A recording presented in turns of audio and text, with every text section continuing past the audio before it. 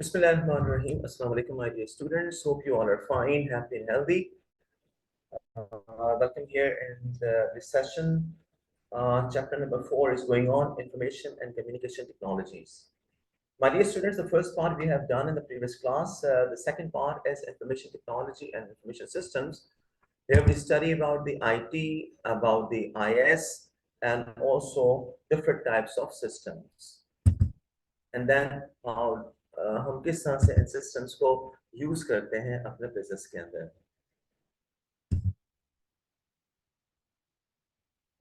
Information technology consists of computer technology and communication technology. यानी हम यूं कहें कि IT is equal to computer technology and communications technology. इसलिए तो कंप्यूटर को हम कंप्यूटर सॉफ्टवेयर वगैरह के लिए काम करते हैं, डेवलपमेंट के लिए काम कर रहे थे, लेकिन ग्रेजुअली ये कम्युनिकेशन के अंदर इतना ज्यादा इन्वॉल्व हो गया कि अब हमारी information and communication technology basically based इस पे कर रही है. तो यूं कह सकते हैं कि अब आपकी इंफॉर्मेशन टेक्नोलॉजी जो है उसके दो हिस्से हैं, एक कंप्यूटर टेक्नोलॉजी और दूसरा communication technologies. My dear students, IT की जो डेवलपमेंट्स हैं इसने बिजनेस पे खासा इम्पैक्ट छोड़ा है. It has a significant role in the business. IT की डेवलपमेंट्स के ही रिजल्ट्स हैं जो आपके सामने आज कम्युनिकेशन जो है वो मोबाइल के जरिए, टेलीफोन के जरिए, डिफरेंट सोशल मीडिया नेटवर्क्स हैं. सो आपकी जो और फिर यही चीजें जो है वो आपके आके बिजनेस के अंदर इन्वॉल्व हुई और फिर आपकी जो whatever even now appliances वगैरह जो आप बना रहे हैं, जो भी चीजें कर रहे हैं, या आपके पास जो गूगल टीवी के जो कॉन्सेप्ट आ गया है, इस तरह की जो चीजें आ गई हैं, ये सब के सब अब हमारी basically information and communication technology का मर्जर हो गया है. तो यूं कह सकते हैं कि अब सिर्फ और सिर्फ हम जब भी हम आईटी की बात करते हैं तो उसमें मर्जर है, कंप्यूटर उससे कंप्यूटर टेक्नोलॉजी भी आ गई है प्लस कम्युनिकेशन टेक्नोलॉजी भी आ गई है. सो आपकी बेहतरीन एग्जांपल्स के लिए आपके तमाम सोशल नेटवर्क्स हैं, आपके टेलीफोन सेट्स हैं, आपके ईमेल्स हैं, ये सब के सब जो है चीजें आपकी जो आप ईमेल वगैरह करते हैं, या जो इंस्टेंटली आपकी जो मैसेजिंग होती है, चैटिंग होती है, डिफरेंट सोशल मीडिया नेटवर्क्स हैं आपके, ये सब के सब आपके अब basically based on your information systems, जिसके ऊपर आपका कॉम्बिनेशन है दो चीजों का, यानी कंप्यूटर टेक्नोलॉजी का और कम्युनिकेशन टेक्नोलॉजी का.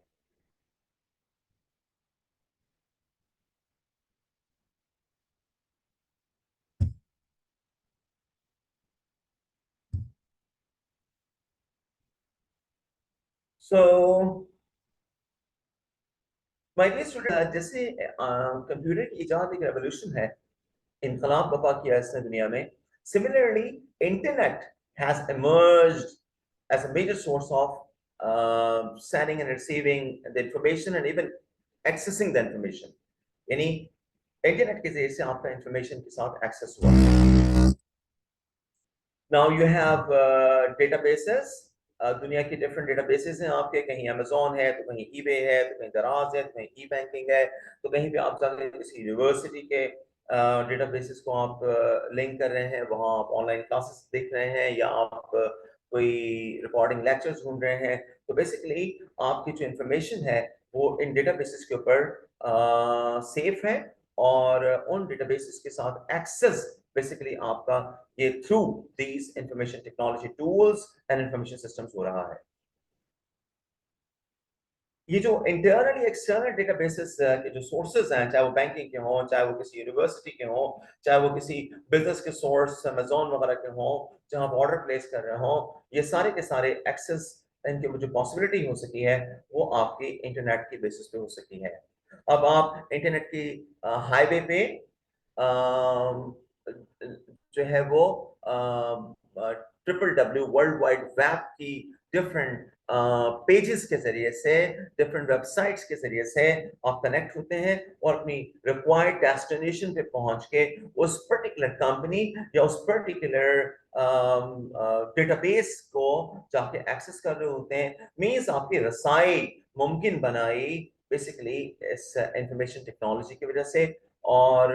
वहां इंफॉर्मेशन सिस्टम्स बैक पे लगे हुए हैं जहां पे सारे के सारे डेटाबेसेस मौजूद हैं. आज आपकी कोई कमर्शियल ट्रांजेक्शन हो तो उसके लिए भी आपको जरूरत है इंटरनेट कनेक्शन की। आज आपकी कोई बैंकिंग हो, आज आपकी कोई शॉपिंग ऑनलाइन हो, आज आपकी कोई ई लर्निंग हो, आज आपकी कोई मेडिकल प्रिस्क्रिप्शन हो, आप मेडिकली आपको कोई ट्रीटमेंट्स करवाने हो, आज आपको मीटिंग्स वगैरह करनी हो, कोई ऑनलाइन वर्चुअल मीटिंग्स करनी हो, कोई वीडियो लिंक्स पे जाना हो। So my dear students, all this is basically possible, और ये पॉसिबल हुआ है आपकी इंफॉर्मेशन टेक्नोलॉजी की वजह से। buzzword e-commerce, the buzzword of e-commerce, ये भी बेसिकली आपके इंटरनेट की ही मजबूर मिन्नत है कि आज इंटरनेट के इस हाईवे के ऊपर आपके ई कॉमर्स के डिफरेंट जो ट्रांजेक्शंस हैं वो परफॉर्म होती हैं। दुनिया की जो भी बड़ी कंपनी है, चाहे वो चाइना बेस्ड हो, अमेरिकन बेस्ड हो, कोई बड़ा शॉपिंग पोर्टल हो, आज आप बेसिकली जाकर उसको एक्सेस कर सकते हैं easily through the internet highway, through the information technology. तो यूं कह सकते हैं कि आईटी ने चेंज कर दिया है बिल्कुल जो ट्रेडिशनल आपकी जो मार्केटिंग थी, फाइनेंस था, एचआर था, सेल्स थी, वो सब का सब उसने चेंज कर दिया है। अब आपके पास जो बिजनेस एंटिटीज हैं वो भी लाइक वर्चुअल, यानी कि मॉर्टर एंड ब्रिक्स जिसे कहते हैं, यानी फिजिकल और वर्ल्ड के अंदर ब्रिक बेस्ड और वर्चुअल और फिजिकल दोनों पे आ गए हैं और दोनों पे ही काम कर रहे हैं। और कुछ तो कंपनीज ऐसी हैं और कुछ तो बैंक्स ऐसे हैं और कुछ तो virtual online e commerce sites ऐसी हैं जो काम ही सिर्फ वो बिजनेस एंटिटीज या बिजनेस फर्म्स काम ही सिर्फ और सिर्फ आईटी इंफ्रास्ट्रक्चर पे कर रही हैं, वो ऑनलाइन या वर्चुअल काम कर रही हैं, वो फिजिकल वर्ल्ड में एग्जिस्ट नहीं करती हैं। राइट? सो रादर देन क्या अब हम या हम में से कुछ लोग अपोज करें कि नहीं हम नहीं चल सकते इस चेंजिंग के साथ, या नहीं हम तो फिजिकल वर्ल्ड में ही रहेंगे, राइट? बजाय इसके कि अपोज किया जाए, बजाय इसके कि आप उसको हम उसको डील करें, हमें किसी भी तरह से दौर के बदलते हुए तकाज़ों के साथ इन आईटी टूल्स का, इस इंफॉर्मेशन टेक्नोलॉजी का हमें एडवांटेज लेना होगा। Right? We should take the advantage of the new opportunities created by और प्रोवाइडेड बाय द आईटी। और वो लोग जिन्होंने इसको फॉलो किया, जिन्होंने इसको जो है वो इस पे तवज्जो दी, वो आहिस्ता आहिस्ता तरक्की करते चले गए। आपके सामने देख लीजिए इस वक्त जो टॉप लीडिंग बिजनेसेस हैं दुनिया के अंदर, वो सारे के सारे आपके आईटी बेस्ड। एक जमाना था यूनिलीवर टॉप पे होती थी, एफएमसीजीज के अंदर फार्मास्यूटिकल कंपनीज आपकी टॉप पे हुआ करती थी, कोक और पेप्सी हुआ करते थे ऊपर। लेकिन अब आप देखिए कि आपके पास टॉप 10 के अंदर जो मेजर फर्म्स हैं सारी की सारी, वो माइक्रोसॉफ्ट मिलेगी, वो आपको गूगल मिलेगी, वो आपको अमेजोन मिलेगा, इस तरह की कंपनीज आपको मिलेंगी। राइट? सो इसका मतलब क्या हुआ कि information technology has revolutionised the whole like business. अब आपकी बिजनेस वर्ल्ड जो है वो आईटी के बगैर नहीं चल सकती है।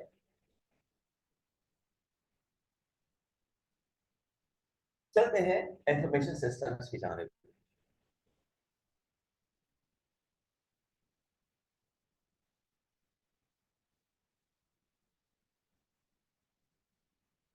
माय डियर स्टूडेंट्स, जो आपके ये रोजमर्रा के डेली के बिजनेसेस हैं, इसके पीछे प्रॉपरली सिस्टम्स बने हुए होते हैं। ये आप ट्रांजैक्शन परफॉर्म नहीं कर पाएंगे, चाहे वो ई बैंकिंग की हो, ई कॉमर्स की हो, या कोई एजुकेशन सिस्टम्स हो। बेसिकली इनके पीछे प्रॉपरली इंफॉर्मेशन सिस्टम्स डिजाइन किए हुए हैं। राइट? सो अब आपका जो तमाम इंफ्रास्ट्रक्चर है ऑर्गेनाइजेशंस का, वो इंफॉर्मेशन सिस्टम से बेस कर रहा है। राइट? अब आपके पर्सनल कंप्यूटर्स हैं जिसके ऊपर महज आपको अब सिर्फ कोई वर्ड के ऊपर काम नहीं करना है, सिर्फ कि जी आप कहेंगे जी सिर्फ वर्ड पे काम कर लेंगे, स्प्रेडशीट पे काम कर लेंगे। अब पीछे प्रॉपर्ली पूरे पूरे सिस्टम्स हैं, ईआरपीस चल रही हैं, एंटिटी रिसोर्स प्लानिंग वगैरह चल रही हैं, आपके डिफरेंट ऑर्गेनाइजेशन के अपने बनाए हुए या कस्टमाइज्ड ईआरपी बेस्ड एप्लीकेशंस चल रही हैं। राइट? सो अब क्या है कि अब आपके जो ऑफिस के जो टेबल्स हैं, जहां वो टेबल्स पे किसी जमाने में फाइल्स हुआ करती थी, नाउ वहां कंप्यूटर रखे हुए हैं और कंप्यूटर्स लिंक अप हुए हुए हैं डिफरेंट इंफॉर्मेशन सिस्टम्स के साथ। इधर आप स्टैंड अलोन कंप्यूटर पे काम कर रहे हो अपने पास, तो भी आपकी मशीन के अंदर जो है वो डिफरेंट इंफॉर्मेशन सिस्टम से आप काम कर रहे हैं, या वो कनेक्टेड है via internet, via like cable के जरिए से या वायरलेस जरिए से वो कनेक्टेड है आपके मेन फ्रेम्स के साथ, या इवन जो बड़े बड़े टॉप के वर्ल्ड के अंदर जो चीजें हैं वहां पे आपके पास वो कनेक्टेड है आपके लाइक मेन फ्रेम के साथ या सुपर कंप्यूटर्स के साथ वो लिंक अप हुए हुए हैं। आप क्या समझते हैं कि क्या ये हमारी बिजनेस ट्रांजैक्शंस जो हम बड़े लेवल पे परफॉर्म कर रहे हैं नैनो सेकंड टाइम के अंदर, दुनिया भर के अंदर जो आपकी प्लेस होती हैं, जो आपकी ट्रांजैक्शंस होती हैं, क्या वो पॉसिबल है कि दुनिया के अंदर नैनो सेकंड टाइम के अंदर पूरी दुनिया से ट्रांजैक्शंस हो रही हो, अमेज़न के ऊपर, ईबे के ऊपर, यहाँ तो हमारा 1111 के ऊपर जो दराज हमें सेल की फैसिलिटीज देता है, तो वो सिस्टम्स हैंग हो रहे होते हैं, इतना उस पर रश बढ़ जाता है कि वो सिस्टम हैंग हो रहे होते हैं। तो आप सोचिए कि क्या ये नॉर्मल मशीन्स, ये नॉर्मल सिस्टम्स क्या सपोर्ट कर सकेंगे आपको, जबकि रश लगेगा आपके ऊपर और आपके पास लोगों की हिट्स बहुत बढ़ जाएंगी। यहाँ हिट्स से मुराद ये है कि जो आपका ट्रैफिक है, वो नंबर ऑफ ट्रांजेक्शंस हैं, नंबर ऑफ ऑर्डर्स हैं, जो लोग आपकी साइट को यूज करके ऑर्डर प्लेस कर रहे हैं, वो बहुत बढ़ जाता है, जिसकी वजह से अक्सर सिस्टम हैंग हो जाते हैं या सिस्टम बैठ जाते हैं। तो सोचिए यहाँ तो हम दराज के ऊपर बात कर रहे हैं, 1111 की जो सेल होती है यूजुअली, या और जो सेल्स आइटम दराज करता रहता है उसमें यह हाल है। तो सोचिए इंटरनेशनली अमेज़न वगैरह जो है, क्या उस पर नॉर्मल कंप्यूटर चल सकते हैं? बिल्कुल भी नहीं। वहां पे आपको मेन फ्रेम कंप्यूटर सिस्टम्स और सुपर कंप्यूटर्स की जरूरत पेश आती है, जो कि आपके इन ट्रांजैक्शंस को पॉसिबल बनाते हैं। सो अंदाजा कीजिए कि किस हद तक इन इंफॉर्मेशन सिस्टम्स का रोल बढ़ गया है आपके बिजनेस के अंदर, कि जिसके बगैर आप बिजनेस को रन नहीं कर सकते। तो बिजनेस की हैयत ही चेंज हो गई है, राइट? बिजनेस का स्टाइल ही चेंज हो गया है। अब ये information systems become the part and parcel of your business entities, right? ये एक जैसे आपके ऑफिसेस के अंदर, आपके घरों के अंदर फर्नीचर वगैरह जो है वो फिक्स एंड जो फिक्सचर्स वगैरह टाइप की जो चीजें होती हैं, जो आपकी रिक्वायरमेंट्स होती हैं किसी भी ऑफिस या किसी भी घर के लिए, उसके बगैर घर सूना सूना नजर आता है। Similarly no organization can run or can survive or cannot serve to its customers without these specific information systems. आपकी बेसिक ट्रांजैक्शंस, जो आप चाहे ट्रांजैक्शंस रिकॉर्ड करते हो, बुक कीपिंग करते हो, या कोई मैनेजमेंट की एप्लीकेशन चला रहे हो, अपर लेवल पे आपको डिसीजन मेकिंग कर रहे हो, कोई बिजनेस प्लान बना रहे हो, कोई इंफॉर्मेशन प्लान बना रहे हो, डिसीजन मेकिंग कर रहे हो, या लोअर लेवल पे आप सिंपल डेबिट क्रेडिट के ट्रांजैक्शंस कर रहे हो, हर ही लेवल के ऊपर आपको उन रेलेवेंट इंफॉर्मेशन को सेफ एंड सिक्योर रखने के लिए इंफॉर्मेशन सिस्टम्स की जरूरत पेश आती है, राइट? सो इन इंफॉर्मेशन सिस्टम्स के बगैर हमारी ऑर्गेनाइजेशंस अधूरी हैं, नहीं चल सकती। This becomes kind of a fixture जो कि आपके ऑर्गेनाइजेशंस का जरूरी हिस्सा बन गया है।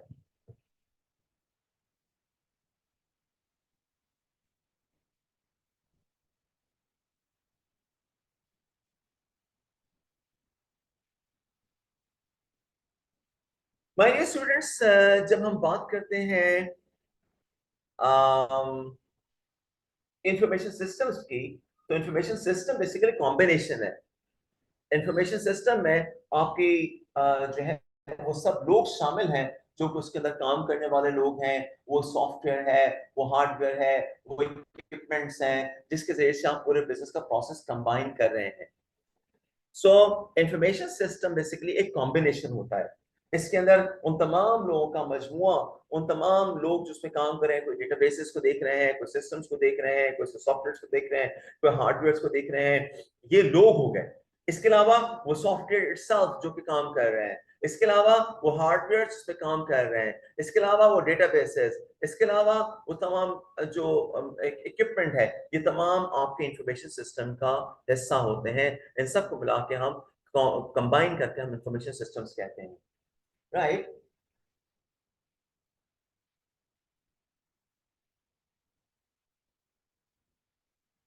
आइए चलते हैं इन सिस्टम्स को देखते हैं कि ये कौन कौन से टाइप्स हैं सिस्टम्स की। there are like so many types of information systems. इनको हम वन बाय वन डिस्कस करने की कोशिश करते हैं। First of all, transaction processing system, TPS. My dear students, जो आपकी रोजमर्रा की ट्रांजैक्शंस को प्रोसेस करते हैं, ये रोजमर्रा की जो ट्रांजैक्शंस को प्रोसेस करते हैं, ये बेसिकली टीपीएस के जरिए से होती हैं। सेल्स की ट्रांजेक्शन्स हैं, बुक कीपिंग है, आपकी कोई बैंकिंग के अंदर ट्रांजेक्शन्स हैं, ये डेबिट क्रेडिट जो सारा आपका जो चल रहा है, ये जो आपकी कोई ऑर्डर्स वगैरह आ रहे हैं, ये सारे के सारे आपकी टीपीएस यानी ट्रांजैक्शन प्रोसेसिंग सिस्टम है। यानी रोजमर्रा की जो ट्रांजेक्शन्स होती हैं, जो रोजमर्रा का डेबिट क्रेडिट है, ये सारे का सारा आपका बेसिकली टीपीएस पे बेस करता है। अब इसको आप किसी भी बिजनेस में इन्वॉल्व कर दीजिए। रूटीन ट्रांजैक्शंस कहीं भी होती हैं, वहां पे टीपीएस इन्वॉल्व होता है, राइट। रूटीन की ट्रांजैक्शन जहां पे भी होती हैं, वो टीपीएस में रिकॉर्ड होती है, राइट जी। सो हम ऑर्डर देते हैं, ऑर्डर लेते हैं, बुक कीपिंग करते हैं, हमारे पास चेक्स आ रहे हैं, बैंक के अंदर चेक्स जा रहे हैं और चेक्स दे रहे हैं, आप कैश जा रही है, आ रही है, ये सारी के सारी आपकी रोजमर्रा की ट्रांजैक्शंस होती हैं। These are based on TPS, alright. So इसके बाद चलते हैं इससे ऊपर की चीज पे। इससे ऊपर की जो चीज है, that is MIS, management information system. पूरे महीने में इतनी ट्रांजैक्शंस हुई, इतनी ट्रांजैक्शंस हुई, इस ब्रांच पे इतनी सेल हुई, उस ब्रांच पे इतनी सेल हुई, महाना सेल इम्तियाज की इतनी हुई है, फिर हाशिम की इतनी हुई है, ये सब के सब हम MIS के अंदर सेव करते हैं, राइट। हम समरीज क्रिएट कर सकते हैं, हम अपने बॉस के लिए रिपोर्ट जनरेट कर सकते हैं कि जनाब इस महीने की इतनी सेल है, इस फोर्टनाइटली यानी 15 डेज की इतनी इतनी हमारी सेल है। सो सारी इस रिपोर्ट को हम अगर समराइज करना हो, तो फिर हम उसको MIS पे मंथली बेसिस पे निकाल सकते हैं, क्वार्टरली बेस पे निकाल सकते हैं, फोर्टनाइटली बेस पे निकाल सकते हैं। Fortnightly means 15 days.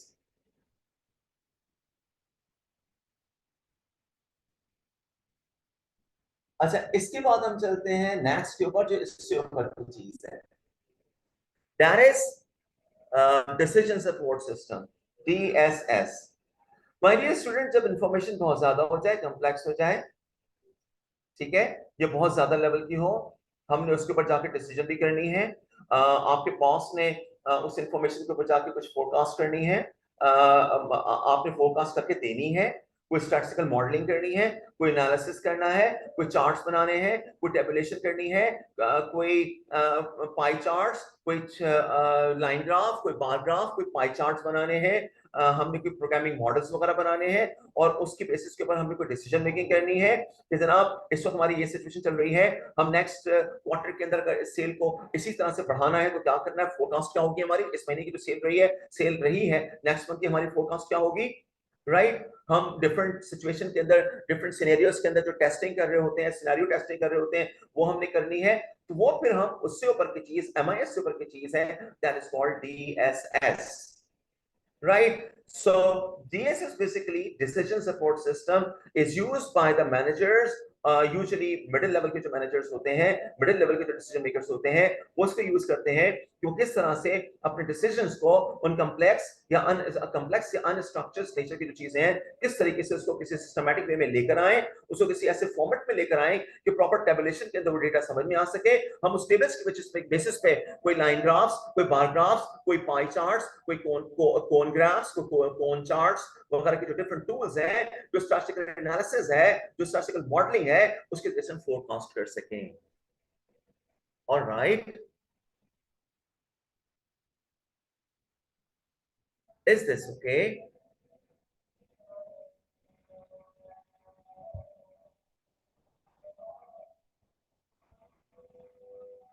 My dear students, थोड़ा सा वक्त आसान हो रही है.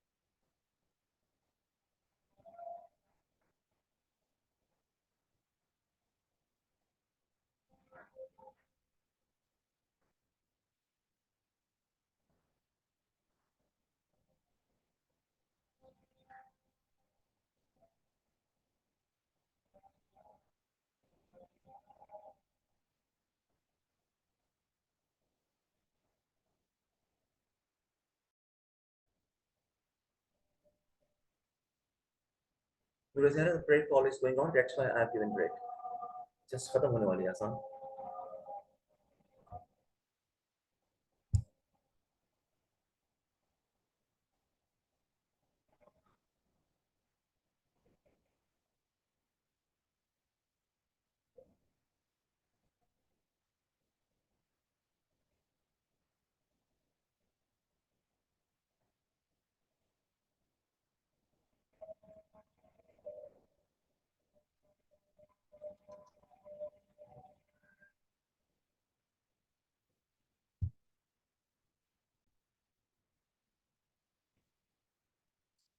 इसके बाद नेक्स्ट हम चलते हैं executive information systems. Senior executives के लिए बनाते हैं. सीनियर लेवल पे, टॉप लेवल पे आपकी डिसीजन मेकिंग जहां पे हो रही है, राइट? जैसे सीईओज हैं, सीएफओज हैं, ऑपरेशन ऑफिसर्स हैं, चीफ एग्जीक्यूटिव ऑफिसर्स हैं, जहां डिसीजन मेकिंग ले रहे होते हैं, उनको जो हमने इंफॉर्मेशन दिखानी होती है सीनियर लेवल पे, ये उनके लिए होता है. होता क्या है कि मिसाल के तौर पे मिसाल के तौर पे टॉप लेवल पे बैंक के हेड्स हैं या उनके जो सीनियर आपके प्रेसिडेंट्स हैं, वाइस प्रेसिडेंट्स हैं, दे टेक द डिसीजन कि जनाब हमारी बिजनेस की नोयत क्या है, इस वक्त कितनी हो गई है, कितना चल रहा है. उनको अपने डैशबोर्ड के ऊपर वो सब चीजें नजर आए और अपने डैशबोर्ड के ऊपर वो देख के जो ओवरऑल जो उनके जो तमाम ब्रांचेस का जो टोटल है या उनकी जो बिजनेस हुआ है वो सामने नजर आ रहा हो. और मतलब कि उनको जो बड़े लेवल पे, ये नहीं कि हम कहूँ कि जी डेली की रिपोर्ट हर ब्रांच की, वो अगर डिग आउट करना चाहें उसको, वो उसको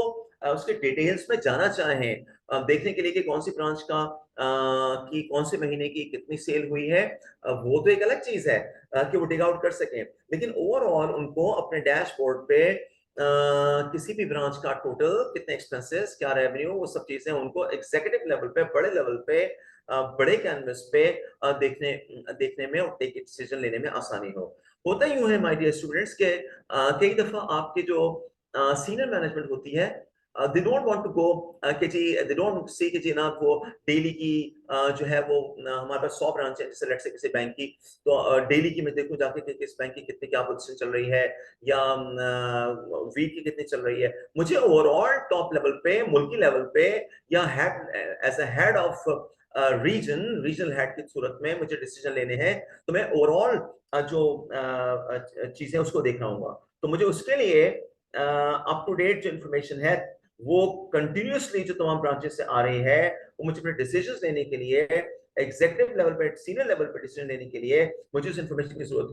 जिससे मुझे ओवरऑल पिक्चर अपने बिजनेस की सामने आएगी। सो ऐसा जैसा कि इंफॉर्मेशन हम नेशनल लेवल पे, कोई एक ब्रांच मैनेजर है ना किसी बैंक का, वो अपनी ब्रांच की देख रहा होता है, उससे ऊपर वाले उससे ऊपर की चीजों को देख रहे होते हैं। ये जो एग्जीक्यूटिव्स होते हैं, ये जो एग्जीक्यूटिव मैनेजमेंट होती है, ये जो बोर्ड ऑफ डायरेक्टर्स होते हैं, ये जो सीईओ सीएफओ होते हैं, चीफ ऑपरेशंस ऑफिसर्स होते हैं, ये बड़े लेवल पे पूरे बिजनेस को ओवरऑल देख रहे होते हैं, चाहे उसकी ब्रांचेस 100 है, 150 है, मुल्क के अंदर है, मुल्क से बाहर है, वो अपनी उस लेवल पे जाके देख रहे होते हैं। तो फिर ये जो एग्जीक्यूटिव्स होते हैं, माय डियर स्टूडेंट्स, ये बेसिकली उनको अपने डैशबोर्ड्स के ऊपर, अपनी स्क्रीन्स के ऊपर वो तमाम ओवरऑल इंफॉर्मेशन मिलती रहती है साथ साथ, जिससे कि वो एक प्रॉपर डिसीजन मेकिंग करने में उनको आसानी होती है। और इसके साथ साथ इसमें होता यह है कि वो एग्जीक्यूटिव्स स्पेसिफिकली अगर किसी ब्रांच को, किसी रीजन को जाकर डिग आउट करना चाहे कि किसी जैसे एमसीबी के पूरे कंट्री को ओवरऑल, जो एमसीबी के प्रेसिडेंट है वो बिजनेस देखते हैं और एमसीबी के अंदर वो कराची रीजन के अंदर जाके देखते हैं कि कराची रीजन की कितनी इस दफा जो है वो आउटकम रहा है, प्रोडक्टिविटी रही है, तो वो एमसी वो अपने अपने डैशबोर्ड से ही सिर्फ कराची रीजन को एक्सेस करके उसको देख लें। लाहौर रीजन को चाहते हैं देखना, लाहौर रीजन को देख लिया, इस्लामाबाद रीजन को देखना, उस रीजन को देख लिया। तो वो उनके पास एग्जीक्यूटिव लेवल पे, बड़े लेवल पे वो तमाम ही रीजन्स को या तमाम ही जो बिजनेस के ब्रांचेस हैं उनको जाके वो टेक आउट कर सकते हैं। और उसके साथ साथ उनके पास ऐसे टूल्स होते हैं, ऐसे फ्लो चार्ट्स, ऐसे ऐसे आपके पास टेबुलेशन टूल्स, ऐसे आपके पास बिजनेस फॉर्मेट्स, या जिसे कह लें आपके ग्राफ्स, ग्राफिकल रिप्रेजेंटेशंस, ये सारी की सारी आपके सामने होती है, जो आपके डेटा को आसानी से समझा सकती है या डेटा को आसानी से किसी टेबल या किसी ग्राफ के जरिए से मीनिंगफुल फॉर्म में कम्युनिकेट कर सकती है। राइट?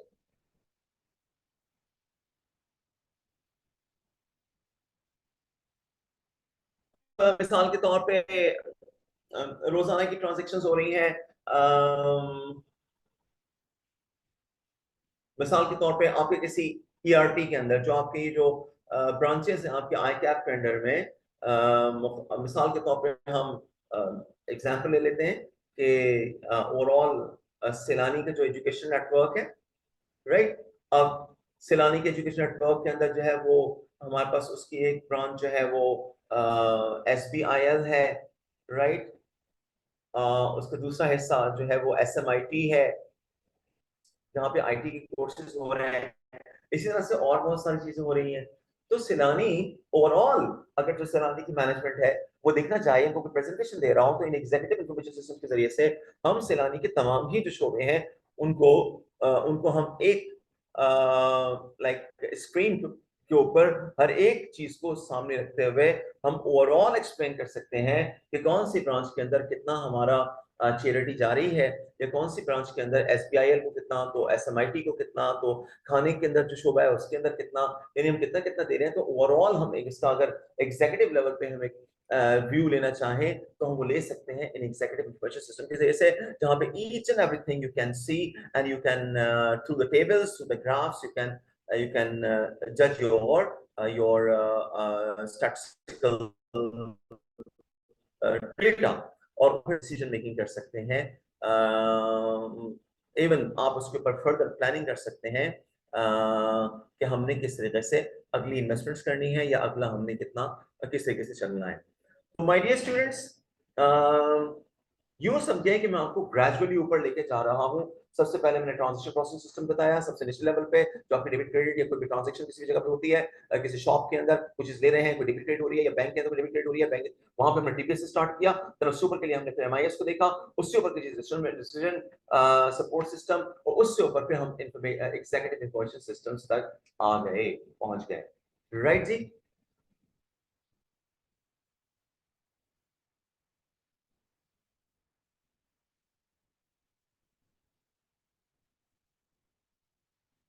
एग्जीक्यूटिव चाहते हैं कि उन्हें टू द पॉइंट जो है काम की चीज मिले, हमें हर एक ब्रांच की, हर एक दिन की रिपोर्ट नहीं चाहिए। वो निचले लेवल पे एमआईएस वाले या जो निचले लेवल के मैनेजर्स हैं वो देखते रहेंगे, उस पर काम करते रहेंगे, हमें ओवरऑल इंफॉर्मेशन चाहिए। राइट।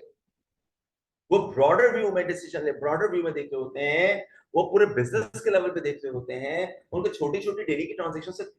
कंसर्न नहीं होता, उनको बेसिकली कंसर्न होता है कि ओवरऑल बिजनेस की पोजीशन क्या है।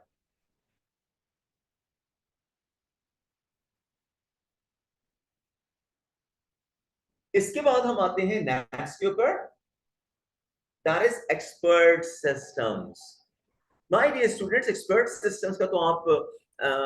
पहले हम इसका डिस्कशन कर चुके हैं कि एक्सपर्ट सिस्टम बेसिकली वो सिस्टम्स होते हैं जहां पे ह्यूमन इंटरेक्शन तकरीबन नहीं होती या बिल्कुल ही नहीं होती या ना होने के बराबर होती है। एक्सपर्ट सिस्टम्स बेसिकली आपके without any human interaction automised decision making ले रहे होते हैं, खुद ब खुद डिसीजन ले रहे होते हैं। वो वेदर से अपना डेटा लेके अपने, जैसे पाकिस्तान स्टेबल है, ठीक है, वहां पे जो एक्सपर्ट सिस्टम लगे हुए हैं वो ब्लास्ट फर्नेस का जो इंटरनल जो लोहा बनने का, पिघलने का जो अमल है, उसको उसको जो बाहर का जो टेम्परेचर है वो किस हद तक उसको इफेक्ट कर सकता है उनकी मेल्टिंग पॉइंट को। वो उसके लिए क्या है कि बाहर के टेम्परेचर को सेंस करके ऑटोमेटिकली क्या करते हैं, वो जो बॉयलर्स और जो वहां पे जो उनकी जो मेल्टिंग जो बड़ी बड़ी जो उनकी ब्लास्ट फर्नेस लगाई गई है, blast furnace is a place जहां पे आप मेल्ट करते हैं लाइमस्टोन को, एक मखसूस टाइप का पत्थर है, और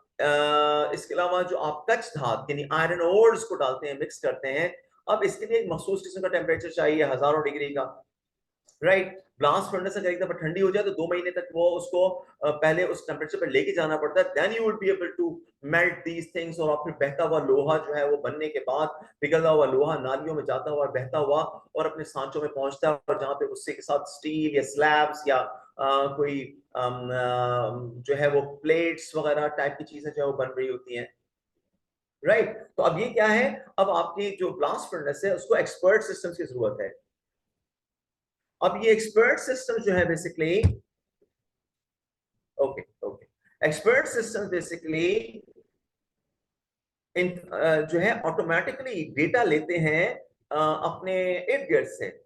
राइट। उनके ऐसे सोर्सेस होती हैं कि जो ब्लास्ट फर्नेस को अगर वेदर ठंडक की तरफ जा रहा है तो अब उसको जैसे ही उनको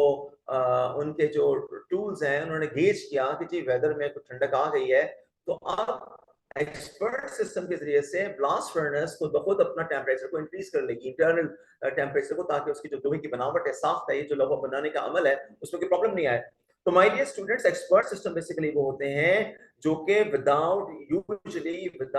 एनी ह्यूमन इंटरेक्शन खुद ही सर्व करते हैं। राइट। खुद ही सर्व करते हैं, और उसमें आमतौर से कोई ह्यूमन इंटरेक्शन की जरूरत पेश नहीं आती, या आती भी है तो इंतहाई कम लेवल की। Right. So my dear students, आजकल के दौर के अंदर आपकी बहुत सारी चीजें ऐसी हैं, मेडिकल एनालिसिस है, आपकी मेडिकल डायग्नोसिस की जो मशीन्स हैं, ये सारी एक्सपर्ट सिस्टम बेस्ड हैं कि वो इंतहाई हाई लेवल की जो स्टैटिस्टिकल डेटा होता है, ये कैलकुलेशंस होती हैं, इस सिम्टम्स के क्या मतलब है, या ह्यूमन के किसी पार्ट के अंदर कोई ड्यूरिंग सीटी स्कैन या ड्यूरिंग एमआरआई कोई चीज अगर डिस्कवर होती है तो उसका क्या मतलब है, इसका क्या मतलब इससे क्या बीमारी इसका मतलब हो सकती है। ये हमारे एक्सपर्ट सिस्टम्स या जो मेडिकल डायग्नोसिस के जो या मेडिकल एनालिसिस के जो टूल्स हैं उसको कर रहे होते हैं। इसका मतलब ये हुआ कि any walk of life, either in the production, even the medical sciences और एजुकेशन, और किसी चीज की प्रोडक्शन हो, मैन्युफैक्चरिंग हो, या वो एयरलाइंस हो, हर जगह पे आज आप अब आपके पास एक्सपर्ट सिस्टम्स काम कर रहे हैं। अब ऑटो पायलट आपके पास जो सिस्टम्स हैं, ऑटो पायलट जो आपके पास आपके जो एरोप्लेन्स हैं, राइट, या आपके जो कैप्टन हैं आपको शिप के, इनको लाजमी नहीं है कि वो मैनुअल तरीके से उसको, जैसे आप पहले सेलिंग करते थे उसी तरह से अपने जहाजों को सेल करेंगे, यानी कि जहाजों को चलाएंगे, बल्कि अब क्या सिस्टम है कि अब चीजें ऑटोमाइज हो गई हैं, एक्सपर्ट सिस्टम्स इन्वॉल्व हो गए हैं, उसको डायरेक्शन दे दी जाती है, मैप दे दिया जाता है, वो उसी हिसाब से अपनी डायरेक्शन को सर्व कर लेता है, और according to the weather, according to the like समंदर की जो सिचुएशन है उसके मुताबिक, या जो एयर सिचुएशन है उसके मुताबिक, वो एक्सपर्ट सिस्टम के बेसिस पे आपका एरोप्लेन या आपके जो शिप्स हैं वो अपनी डेस्टिनेशन की जानिब गामजन होते हैं। बल्कि अब तो आपको सुन के शायद हैरत होगी, might this become the part of your knowledge, कि अब तो आपके पास जिस तरह से ऑटो पायलट सिस्टम्स है कि पायलट से बैठा हुआ होता है लेकिन वो खुद ब खुद उड़ रहा होता है सिस्टम्स, जब आपने टेक ऑफ कर लिया उसके बाद आपके पास तमाम चीजें वो ऑटो पायलट कंट्रोल कर लेता है उसको एक्सपर्ट सिस्टम के जरिए से। सिमिलरली आपके शिप्स जो हैं वो भी अब विदाउट कैप्टन, जस्ट एक फॉर्मेलिटी की हद तक कैप्टन को अपने ह्यूमन लेवल को अगर डिसीजन मेकिंग करनी है तो उसके लिए तो ठीक है, वरना otherwise most of the work has been taken over by these expert systems. So my dear students,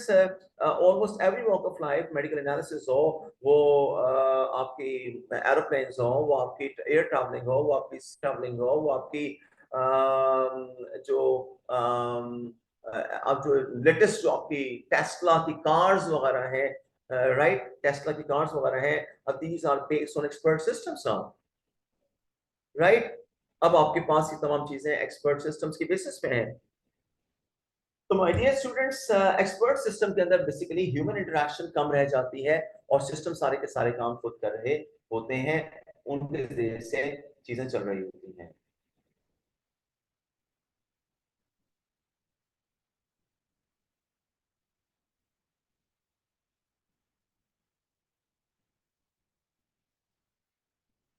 my dear students, रोजमर्रा की लाइफ के अंदर अगर हम लोग को एग्जांपल देखनी हो इन एक्सपर्ट सिस्टम्स की, तो हम यहाँ पे यूं देख सकते हैं कि यू माइट हैव नोटिस के जब हम इम्तियाज पे या मेट्रो पे या बिन हाशिम पे किसी बड़े डिपार्टमेंटल स्टोर पे जाते हैं तो उसके ऊपर जो है आपने देखा होगा कि डिफरेंट शेल्फ्स रखे हुए होते हैं, राइट। अब डिफरेंट शेल्फ रखे हुए हैं, इन शेल्फ के ऊपर इन शेल्फ के ऊपर अब जो है वो इस तरह की कोडिंग कर दी गई है, इस तरह के सिस्टम्स बना दिए गए हैं कि जब आप उसको शेल्फ को फिल कर देते हैं कंप्लीटली, अब जैसे जैसे शेल्फ से चीजें माइनस होती गई तो अब शेल्फ के सेंसर्स बेसिकली ऑटोमाइज तरीके से सेंसर्स के जरिए से डेटा कंप्यूटर को मिल रहा है कि इतनी pieces of head and shoulder या सेंसर या लक्स जो है वो यहां से हट चुके हैं, माइनस हो चुके हैं, और उसको ऑटो एक प्रोग्राम दिया हुआ होता है कि जब आखिरी 100 रह जाएं, हजारों आइटम रखे हुए हमने, आखिरी 100 जब रह जाएं आपके पास सेंसर या हेड एंड शोल्डर या लक्स, तो ऑटोमेटिकली सिस्टम्स फिर देखते हैं कि इतने रिक्वायर्ड जो जितने रहने चाहिए इतने रह गए हैं, अब ये 100 तो कभी भी निकल जाएंगे 2 में 1 घंटे में, तो क्या होता है कि उसी हिसाब से वो आपके जो शेल्फ का जो सेंसर्स हैं वो जिन मशीन्स के साथ, जिन सिस्टम्स के साथ, जिन ऑटोमाइज सिस्टम्स के साथ अटैच होते हैं, उन सिस्टम के जरिए से कम्युनिकेट कर हो जाता है उन सप्लाई चेन के सिस्टम्स को, कि जो हमारी गाड़ियां जो डिफरेंट कंपनीज की, फॉर एग्जांपल यूनिलीवर की गाड़ियां जो सप्लाई के लिए घूम रही हैं रोडों के ऊपर, या हमारे हेड एंड शोल्डर वाले हैं, या यूनिलीवर या आपके एंग्रो वाले हैं, उनकी जो गाड़ियां इर्द गिर्द में घूम रही होती हैं सप्लाई के लिए पूरे शहर के अंदर, उनके पास जो सिस्टम्स होते हैं उनको उन पे इंफॉर्मेशन पहुंच जाती है कि जनाब ये गुलशन के गुलशन का जो ब्रांच है तो उसके अंदर हमारे पास ये इतने आइटम रह गए हैं। तो जौहर की जो ब्रांच है वहां पे इतने आइटम रह गए हैं। मेट्रो एयरपोर्ट जो है उसके अंदर हमारे पास फलां चीज जो इतनी रह गई है। अब वो चूंकि ऑटोमाइज सिस्टम्स आपको डेटा दे रहे हैं, तो आपकी सप्लाई चेन वाली गाड़ी घूम रही है, वो उसी without any human interaction, without कि किसी को कॉल करना पड़े कि जनाब मेरे पास माल शॉर्ट हो रहा है, शेल्फ खाली होने वाले हैं, जल्दी से भर दो आके, बजाय इसके कि आपको वो हैसल हो, आप क्या करते हैं, वो ऑटोमेटिकली वो गाड़ियों को मिलता है डेटा, गाड़ियां वहां आती हैं, इससे पहले कि सामान खत्म हो उससे पहले पहले वो चीजें आके शेल्फ को दोबारा भर के चले जाते हैं। माय डियर स्टूडेंट्स, ये सारे के सारा जो इन्वेंट्री काउंट, इन्वेंट्री के स्टॉक्स मैनेजमेंट, ये सारे के सारे चीजें भी आजकल बड़े लेवल पे जो है वो एंटरप्राइज, ये जो आपके एक्सपर्ट सिस्टम्स है उनके साथ कनेक्ट। तो ये जो आपके ईआरपीस है, एंटरप्राइज रिसोर्स प्लानिंग है, वो भी आपकी इस तरह के सिस्टम से अटैच होते हैं। Yes you are right, inventory count हो, स्टॉक का इन्वेंट्री की मैनेजमेंट हो, शेल्फ्स के अंदर कैसे हो रही है। सो ये सब के सब आपको अभी जो ईआरपी के टूल्स हैं, एंटरप्राइज रिसोर्स प्लानिंग के टूल्स, ये भी आमतौर से इनके साथ अटैच होते हैं, राइट। अब आपके जो ऐसे ऑटोमाइज सिस्टम्स आ गए हैं जिनके जरिए से सेंसर्स लगे हुए होते हैं, और वो सिग्नल्स विदाउट, यानी कि यूं कहना पड़े कि जी स्टाफ को चेक करना पड़े, हाँ भाई छोटे देखो जाके लक्स के शेल्फ के ऊपर कितना रह गया है, यार यूनिलीवर को यार उसको कॉल करो, यार देखो वो लक्स खत्म होने वाला है, यार वो देखो वो ये हो गया है, ये वो दौड़ता हुआ आ रहा है, सर सर माल खत्म हो गया है, पीछे कुछ नहीं है, सब खाली है, पता चला सेल मुतासिर हो रही है। अब आपके पास जो ये सारी की सारी चीजें हैं, ये सारी की सारी आपकी कनेक्टेड हैं, जिसकी बेसिस पे ये ऑटोमाइज्ड है, ये कनेक्टेड है आपस में, जिसकी बेसिस पे आपका सप्लाई चेन से लेकर, यानी कि जहां से वो चीजें बन रही हैं वहां से लेकर आपके शेल्फ मैनेजमेंट तक, ये सारे कनेक्टेड सिस्टम्स हैं जो कि एक्सपर्ट सिस्टम के जरिए से मैनेज हो रहे हैं, राइट।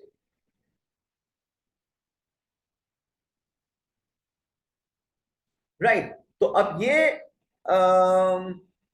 कहीं पे ऐसा सिस्टम है कि जहां पे आपकी कोई अभी अप टू डेट उस लेवल का सिस्टम नहीं है, तो आपके स्टॉक भी इन्वॉल्व हो जाता है। लेकिन जब हम बात करते हैं ऑटोमाइज सिस्टम्स की, एक्सपर्ट सिस्टम्स की, तो वहां पर फिर हमारे पास मोस्टली जो है विदाउट ह्यूमन इंटरेक्शन काम होना चाहिए। आप नहीं कर रहे, हम नहीं कर रहे, पाकिस्तान में नहीं हो रहा,